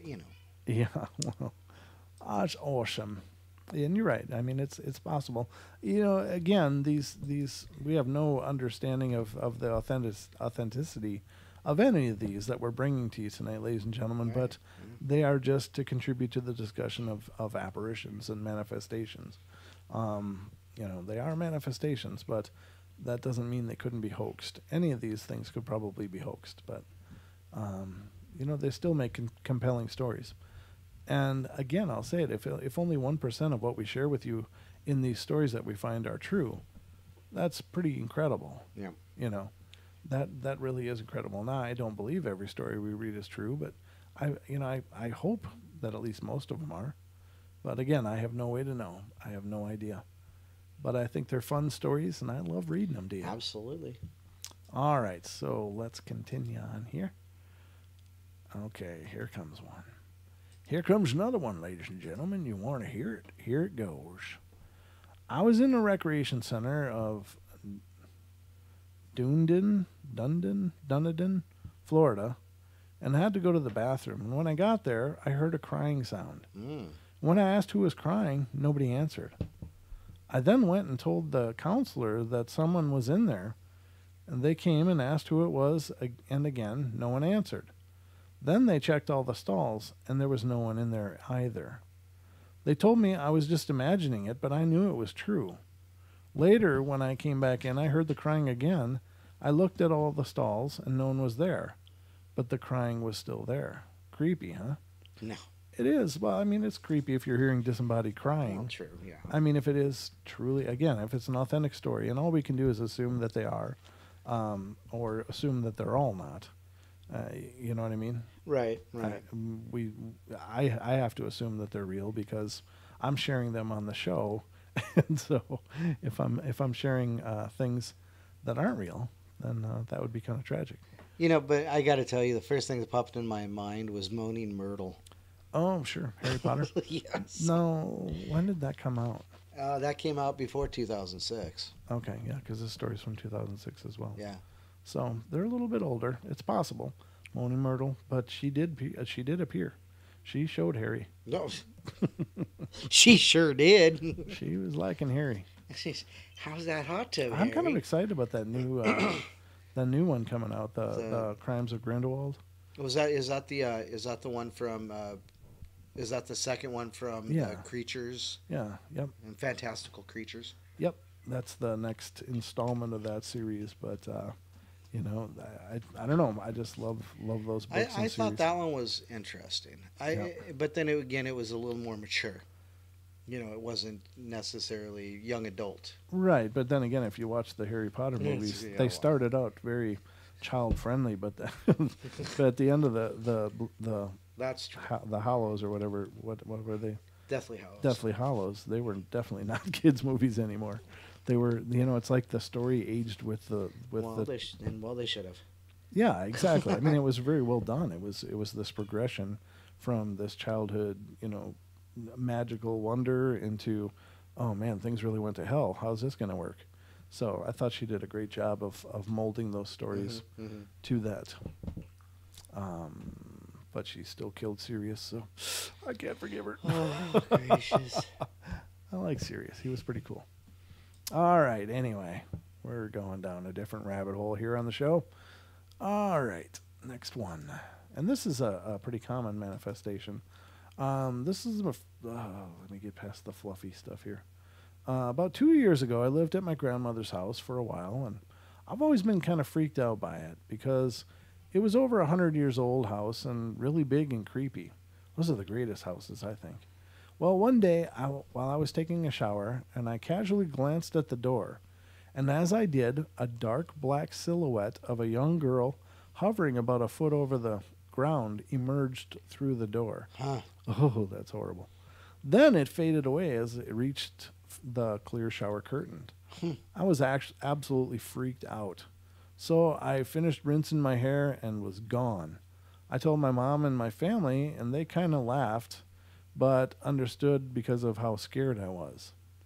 The next night, I was sitting in my dining room, in the dining room, I think, still thinking about what had happened, and I was looking at the reflection of myself through the sliding glass door when a dark figure of a man walked in front of me. I couldn't actually see it, but I could see it through the reflection. Naturally, I got up to run, not thinking. I ran the direction it was coming. I guess I passed through it or something because for a split second, I felt a deep, chilling sensation pass through my body, almost as if I felt the spirit's pain. I told my mom again about what had happened, and she said that they were trying to contact me for some reason. And that's pretty much where it ends. She asked, "Do you think she's right?" Well, it's possible, you know, or you are just coming into your gifts. Sounds like she's a younger. Yeah, no doubt. You know, she's coming into her psychic gifts is what it looks like to me. And so, yeah, they want to be noticed in a lot of cases. Now, shadowy apparitions, of course, are real common, but again, they don't necessarily imply malicious entity. It's just a shadowy manifestation for whatever reason. Could be the most economical of manifestations as far as the amount of energy to manifest. Right. Well, but the physical coldness is also a manifestation. Is that a separate manifestation, or is that caused by the original manifestation? So here's the thing, as I understand it, and this is just me translating a whole lot of material I've read over the years and years and years, but the coldness is the absorption of the ambient heat energy in the air. And so it's utilized by the spirits allegedly to help them to manifest. Yeah. So the coldness is kind of the product of a presence. So you're saying I should keep my heater on at night? You keep it warm, they have more trouble manifesting because they have to make it colder. No, they don't need it cold. It's just the byproduct of them using that ambient energy. If you give them a heater, they can manifest easier because it's easier to suck the heat out. Well, then in that case, my toes are getting cold. Manifestation. There you go, Lady Death. How you like? Anyhow, but She drinking? I don't know, but she said, "Can you say it 3 times fast?" So Oh, okay. manifestation. But you know, so they're a heat sink. You said they use the energy from the. That's the theory that that's causes the coldness. Right. That's what creates the coldness in those pockets of air. Right. And the coldness moves as they move. You know, so because they continue to absorb that ambient heat energy. And, you know, I was watching, it was Tennessee Wraith Chasers, I guess, and they were doing an experiment. And I thought this was really cool. Is what they did is they set up several different energy sources in this house, and we're checking for, any anomalies around each one. And the one where they caught the most observable anomaly was by basically a heater was running, and it should have progressively gotten warmer and warmer, but it only got up to a certain point and then actually started going cooler. It was like it was really being accessed by them more than an EM pump, more than like a Tesla coil, more than any other energy source. They were the presence seemed to prefer that heat energy as a source to gather power. And again, I would refer you to their show. That was during their Ghost Asylum series. Now they're doing that Paranormal Live or whatever it is. But I thought that was really, really well thought out, is to put up several options and see which one the spirits seemed to gravitate towards. Mm-hmm. And it was really observable if that was sincerely done as as methodically as they claim. But they had a heat gun measuring that temperature. Right. And where it should have been continuing to climb, it stopped and actually tended to go down a few degrees and then stay down as that, allegedly that energy was being absorbed. So it seems to be perhaps a preferable method of absorbing energy. Jeez. Well, I think let me catch up on this. Let me see here. Okay. Deb's saying something. I want to back up and read it real quick. Yeah, please do. I'd love to hear what Deb's got to say. Love to hear what you all got to say, but unfortunately, I can't watch the chat. Okay, so there was something that led up to Deb saying this, but let's see here. She says, I talked to one before that said he liked watching the women who lived in the house take a bath. So, it has Can't fault him for that. So it has to do with, that came into the bathroom thing. And so, of course, Pixie says she's wearing a bathing suit into the bath from now on. I don't know what to say to that. But, yeah, I guess that's probably a good preventative maintenance. Yeah, sure. Might be a little hard to get clean, but... Turn the heater off. Turn off that heat lamp. That'll help. Sure. It's not very livable, though. I gotta tell you, it was cold, and then it got colder. Mm-hmm. And then it was dark. And it got darker. Okay, so here we go again. And here's the next one, is talking about cold. So, it was not more than a year ago where I had experienced the most dreadful feeling when I was touched by a ghost. At least I feel like it was a ghost, and here's the story. It was late February, and the snow was just melting away. Where's this from, Colorado? Okay.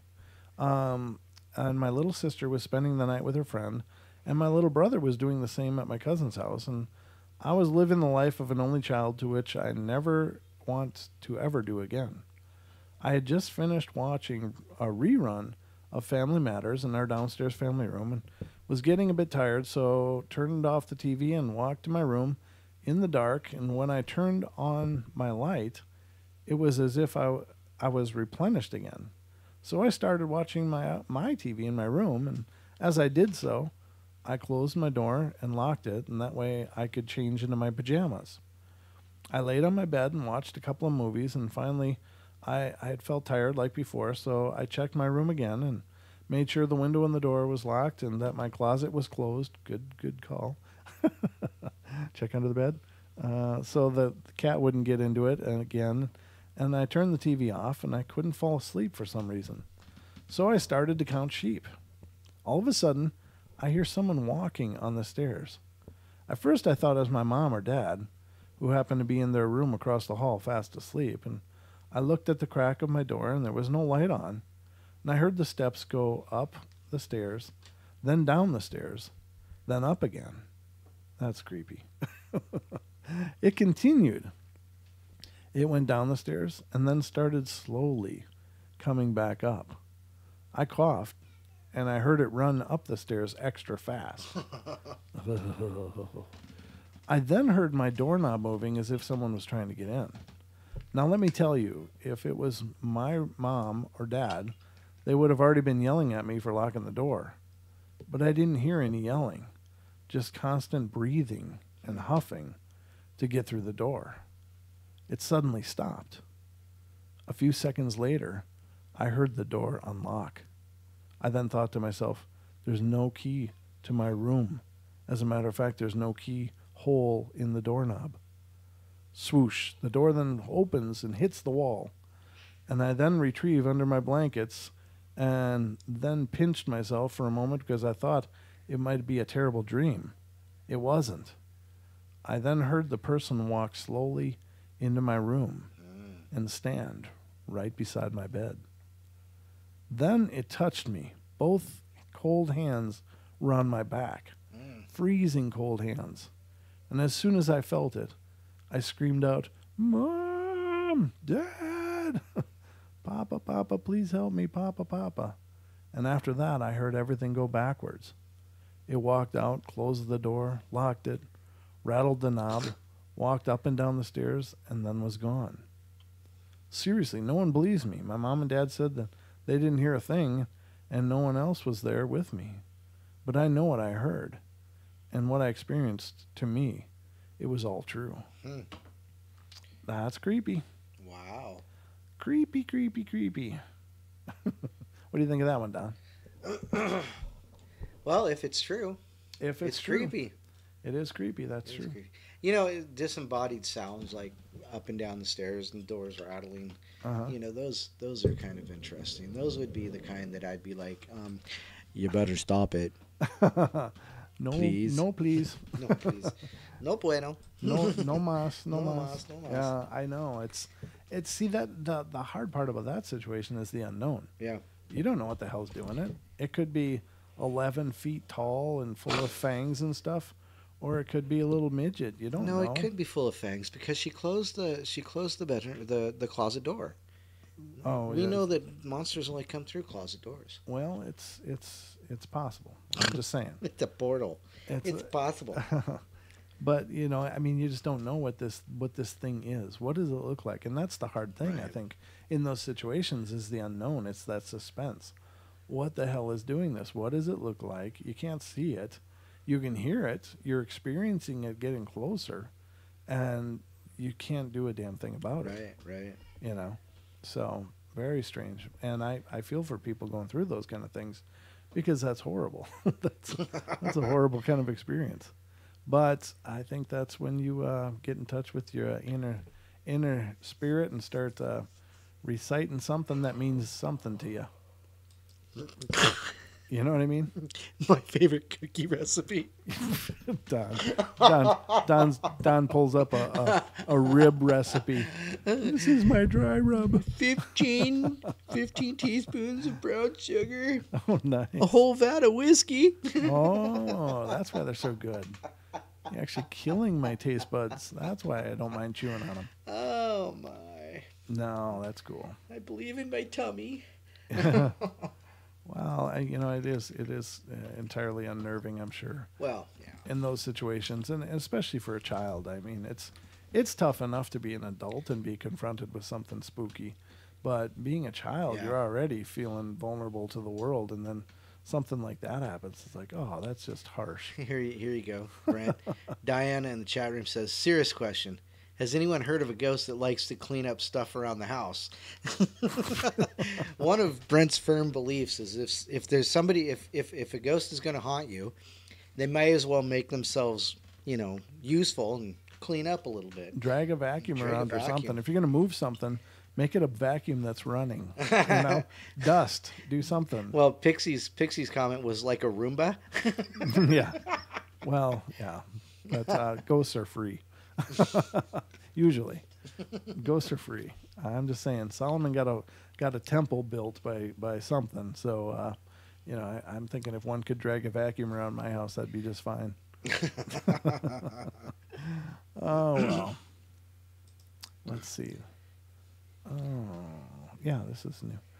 When I was about 9, my mom told me a story of what she saw in the jungle, and this is coming from Guam.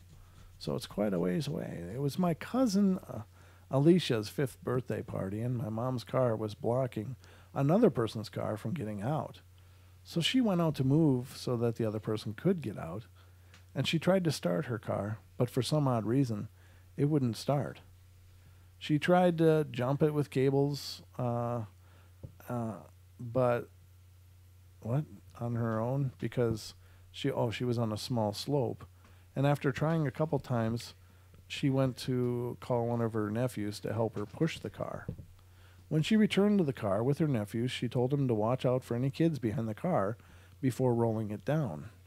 When she finally got the car to start, she looked in her rearview mirror to see if the coast was clear, and there was a little girl standing behind the car.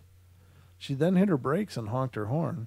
Her nephew ran to her to see what she was honking about, and she told him there was a little girl behind the car. He looked around and didn't see anybody there. And after letting the couple out, she parked in the same area. She got down out of the car, and in the jungle shines a semi-glossy light on the same little girl she saw behind her car. Huh.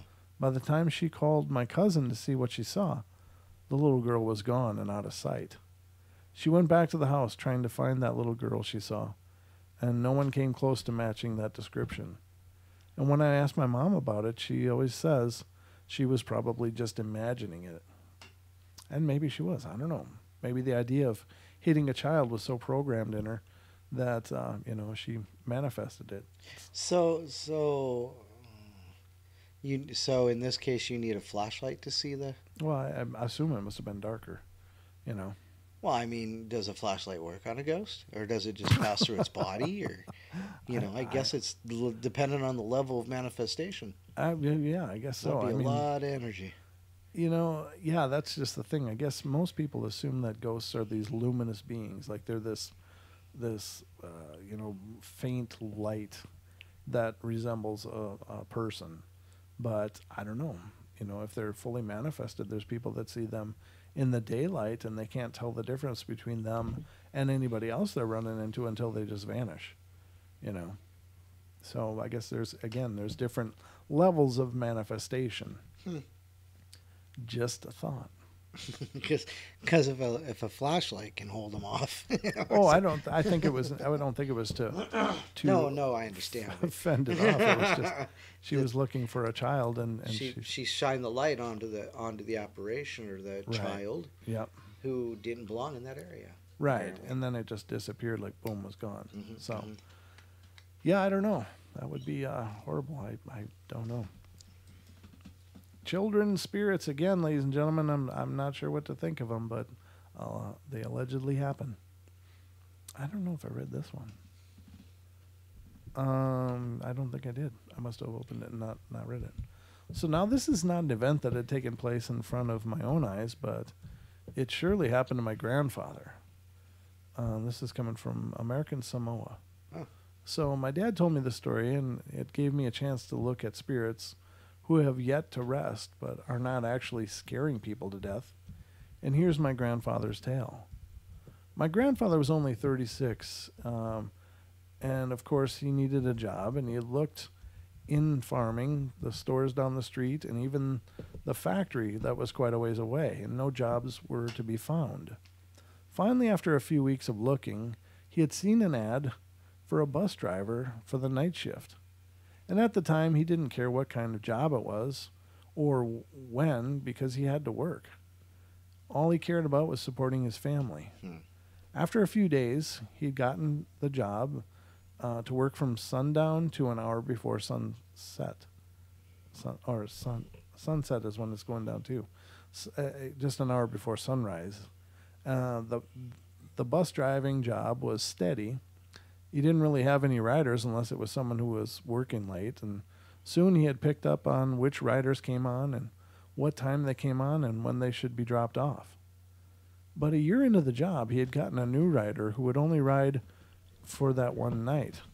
He saw the man standing at a stop to which no one had stood before, and for the first time he could stop there.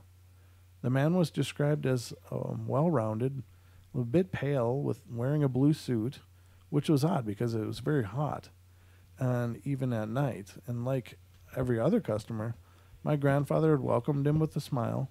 Being the kindly fellow, my grandfather also tried to talk to him, and he asked him, "How are you this evening? Where did you come from?" And just normal conversational questions. The only thing this man replied to is where he should be dropped off.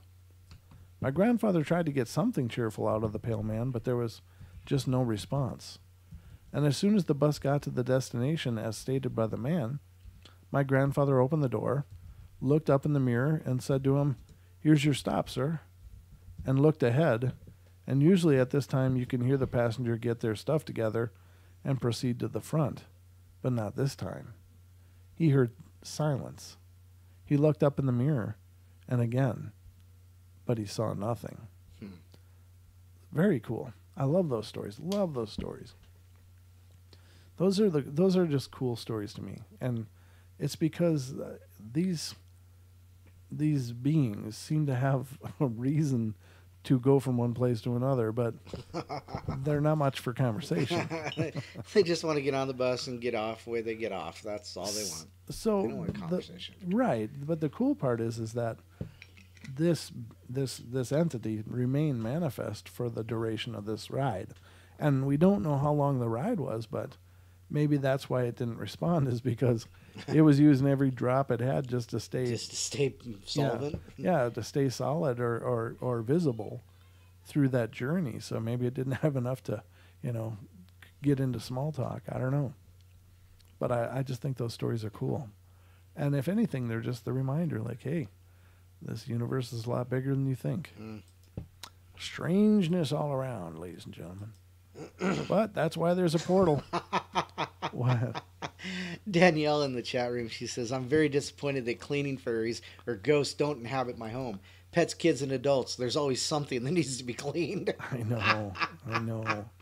I got a little 3-foot tornado that just he's just I swear to God, it's just like he'll absolutely need to have something, and then he'll see something else he absolutely needs to have, and his hand just opens. It's just like I'm just gonna leave this right here, wherever here is. He doesn't care. It's just like it's out of his hand so he can grab something else. Sounds like my roommates. Oh man, yeah. I'm hearing you. It's something. It's just. I'm gonna get killed when I get home. Talking about us again, huh, Dawn? Yeah, spreading the love. Oh boy! Oh no! Oh, this one. Let's see what this one is. Oh goodness! I don't know. We're gonna see what it is. That's why I did the Yeah. All right. My name is Casey, and I'm 49 years old. When I was 6 years old, I lived on 15th Street in Santa Monica, and we were living in a house that was built by Seeger, the creator of the Popeye cartoon. Oh, okay. So one evening, my older brother and sister and I walked home from a dinner down the street, and before the folks came home, and this was during an era where kids could walk home without the adults. Yeah, I remember that era. When I got home, my brother discovered we had no house key. My brother took me around the back and boosted me through the kitchen window so I could go through to the house to open the front door. And on my way down the hall, I passed the narrow stairs that went up to the upper floor. I looked up those stairs, and on the top stood this cartoon-looking person looking down at me. It was wildly shaking its head and made this strange laughing sound. I wasn't so scared. I've always been kind of strange that way. I ran to the front door and let my siblings in and told them what had happened, and they both understood. Each one of them had encounters with this malevolent spirit in the past. This is an absolutely true story. Wow. So they saw Popeye. What was malevolent about it? I don't know, but apparently it was just... It was just me because I kept locking the door. Yeah, it could be. I don't know. But, I mean, it's just... That's got to be freaky to see a cartoon character. And I wonder, that's an interesting point, though. So the idea that these characters are created, right? They are created, but they are created by us. Oh. So are they... Inkheart. Do they become a consciousness unto themselves after, all of the times of them being manifested and given emotion and when they're written, are they written into life? Do they become manifest on some level? Could they theoretically haunt or have an existence of their own? That's really curious. Well, if you're going to go there, let's say this. I think in that case it would be the a matter of will of the creator to give its character life, like Prospero from um, Shakespeare. Prospero. No, no, no, no, no, no. Yeah, Prospero was Macbeth. Was it Macbeth? Okay. I can't remember. I don't Anyhow, know. I'm not really up on Shakespeare.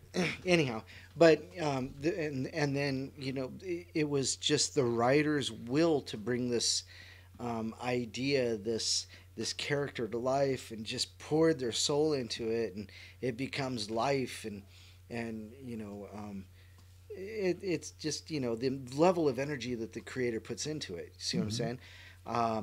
Yeah. So in a lot of ways, I guess it could. Look at ventriloquists. How many?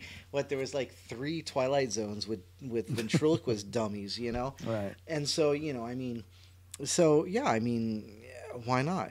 Geppetto, the story of Pinocchio. They wanted to be a boy so much, then Geppetto wanted him to be a boy as well.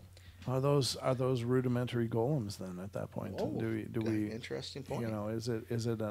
It is by creating them and by giving them life, your energy in our minds. Midsummer's Dream. Yes, that's correct. Thank you, Don.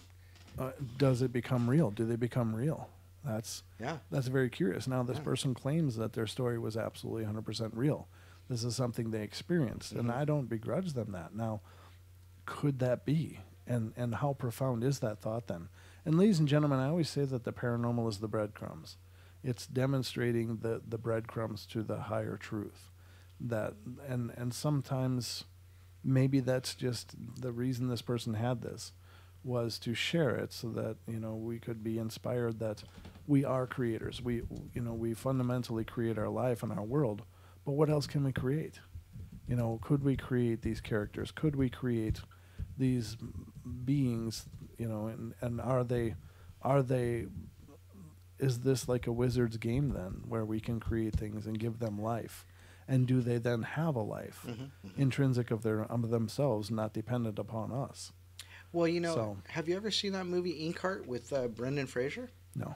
Oh yeah, I did. He was a silver tongue. Yeah. So it wasn't the writer that brought it to life. It was the silver tongue, the reader, that brought it to life. Yeah, I don't.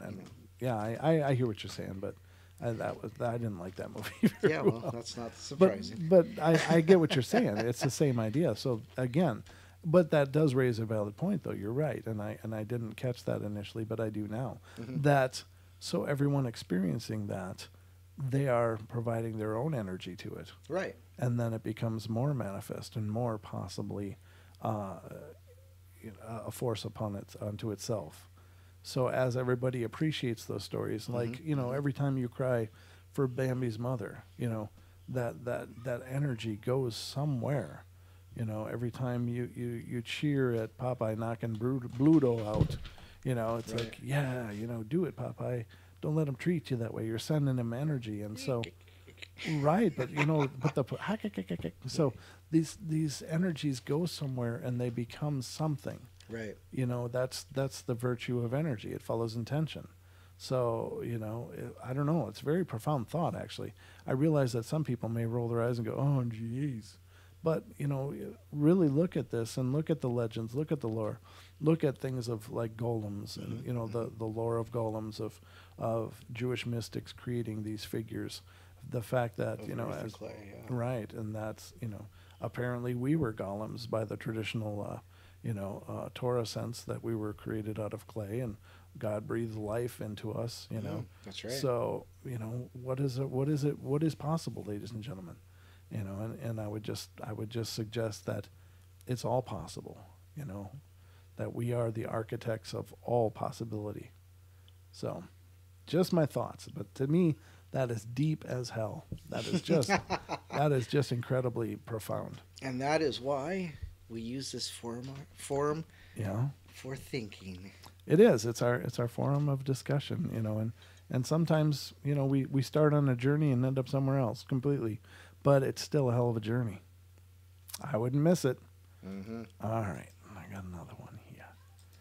All right, ladies and gentlemen, I used to attend L'Heritage High School, and this is coming out of Canada, in Sudbury, Ontario, and as I was a completely normal place. It was a completely normal place, and normal kids, normal teachers, normal everything. Until one day, our school closed because we didn't have enough students enrolled, and we ended up closing down. The school basically sat there until an elementary school, St. John's of Garson, had to rent out La Heritage due to some ventilation problems. Me and a few others went to the school to clean it up a bit, and we were there all day until friends and I had cleaned the whole school. They all left except me, and I stayed to finish up a classroom. And later on, I decided to retire for the day and walked out into the hallway, and I heard footsteps behind me. I turned, but nobody was there. I began to think that one of my friends had come back to prank me. And, very funny, guys, I continued on. And then I heard the footsteps again. I began to run until I heard a scream. I stopped and then felt the need to escape, like something was pushing me out. I ran out of the school and quickly drove away. And I sometimes wonder if any of the St. John's students have had the same experience that I had. I don't know. That's, schools are places of sometimes horrible tragedy. Yeah, true enough. Just so. It's a nightmare on my street. Right. So it's the whole idea. This place was sitting vacant for a while as well. So something could have wandered in and decided that was a nice place to claim for itself. Well, that goes back also to something I said a long time ago about, maybe houses have personalities, and when they sit too long, they become, they start to degenerate. They start to fall down, or maybe they go into a bad mood. That's why they're pushing people. Right. So, Right. I mean, Get they off fall my into lawn. disrepair. You didn't want me then, you don't want me now. Yeah, that's a good point. I don't know. Yeah, and I love that thought about the houses. It's this. There's so many. It is, yeah. You take care of them, they take care of you, and that's the symbiotic relationship. Right. And if you start to neglect them or whatever, or you move out and nobody moves in to take care of the place, I kind of feel that way with the house that I'm living in currently. It's like, I guess it's, I don't know how long it's sat. And I don't know how, and I don't know. The guy who lived there died, but I don't know if he died in the house or if he, I haven't had How's your any. TV? My TV's fine. It's a piece of digital electronics. Anyhow, but Isn't it all? you can't be watching that in my house, you doggone kids.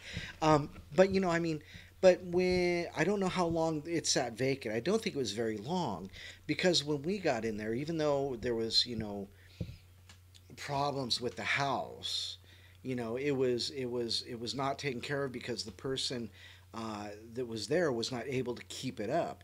As a matter of fact, the next door neighbor said that he used to see flames 20 foot high shooting out of the chimney. I'm like, holy crap, how did this place not burn down? But it still felt inviting. It was home.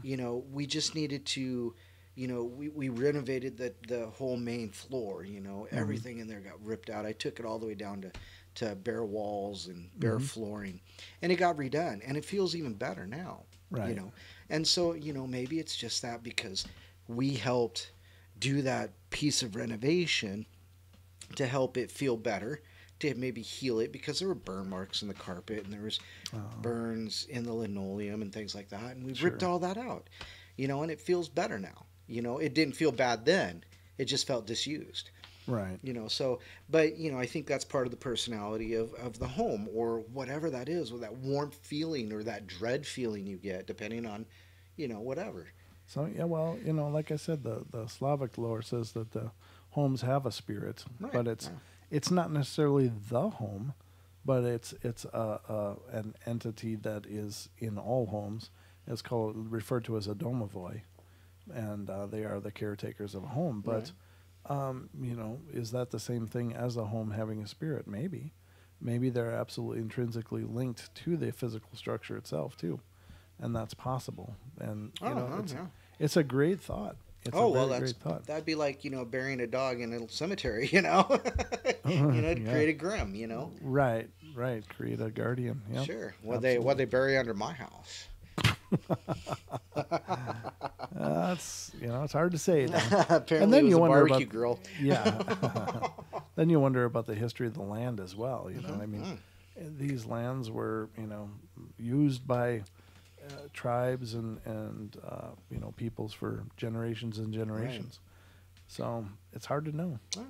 Hard to know, ladies and gentlemen. But I think that's about the end of our journey tonight. Oh goodness, goodness, yeah, 119 minutes, yeah.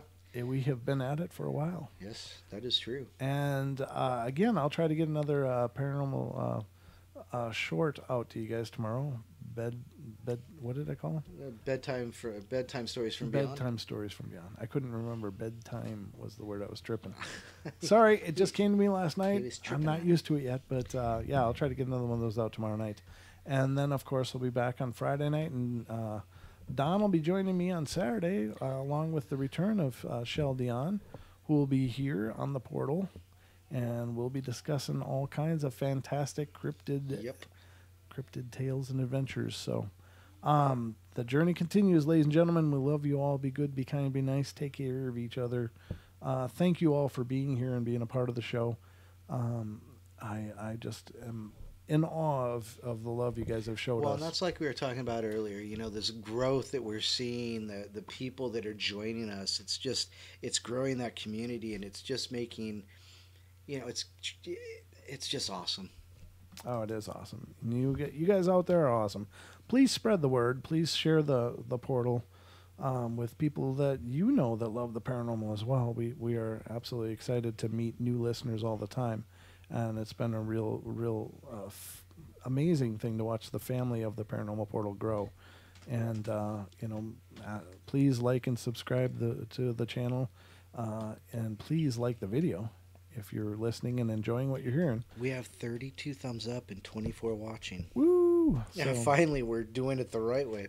I know. See, that's the hard part about 2-hour episodes is that a lot of people can't stay for the full 2 hours. And that's fine. We understand. So that's why the bedtime stories from beyond is going to be a great addition to what we offer here on the portal. So another one of those will be coming out tomorrow night. Not sure exactly what time, but I will post it on Facebook. So if you want to know what's coming up on the portal, definitely subscribe to our Facebook page at facebook.com/paranormalportalradio. And again, if you want to help support the portal, paypal.me/paranormalportal will help us to continue to make the portal grow and prosper. So we will be here on Friday night and Saturday night again, but I don't know. Anything in closing, Don? No. No. Okay. Keep it paranormal. I guess that's a wrap, ladies and gentlemen. All right, guys. We'll talk to you on Wednesday night. Good night. We'll see ya. Oh, where's the... And you may...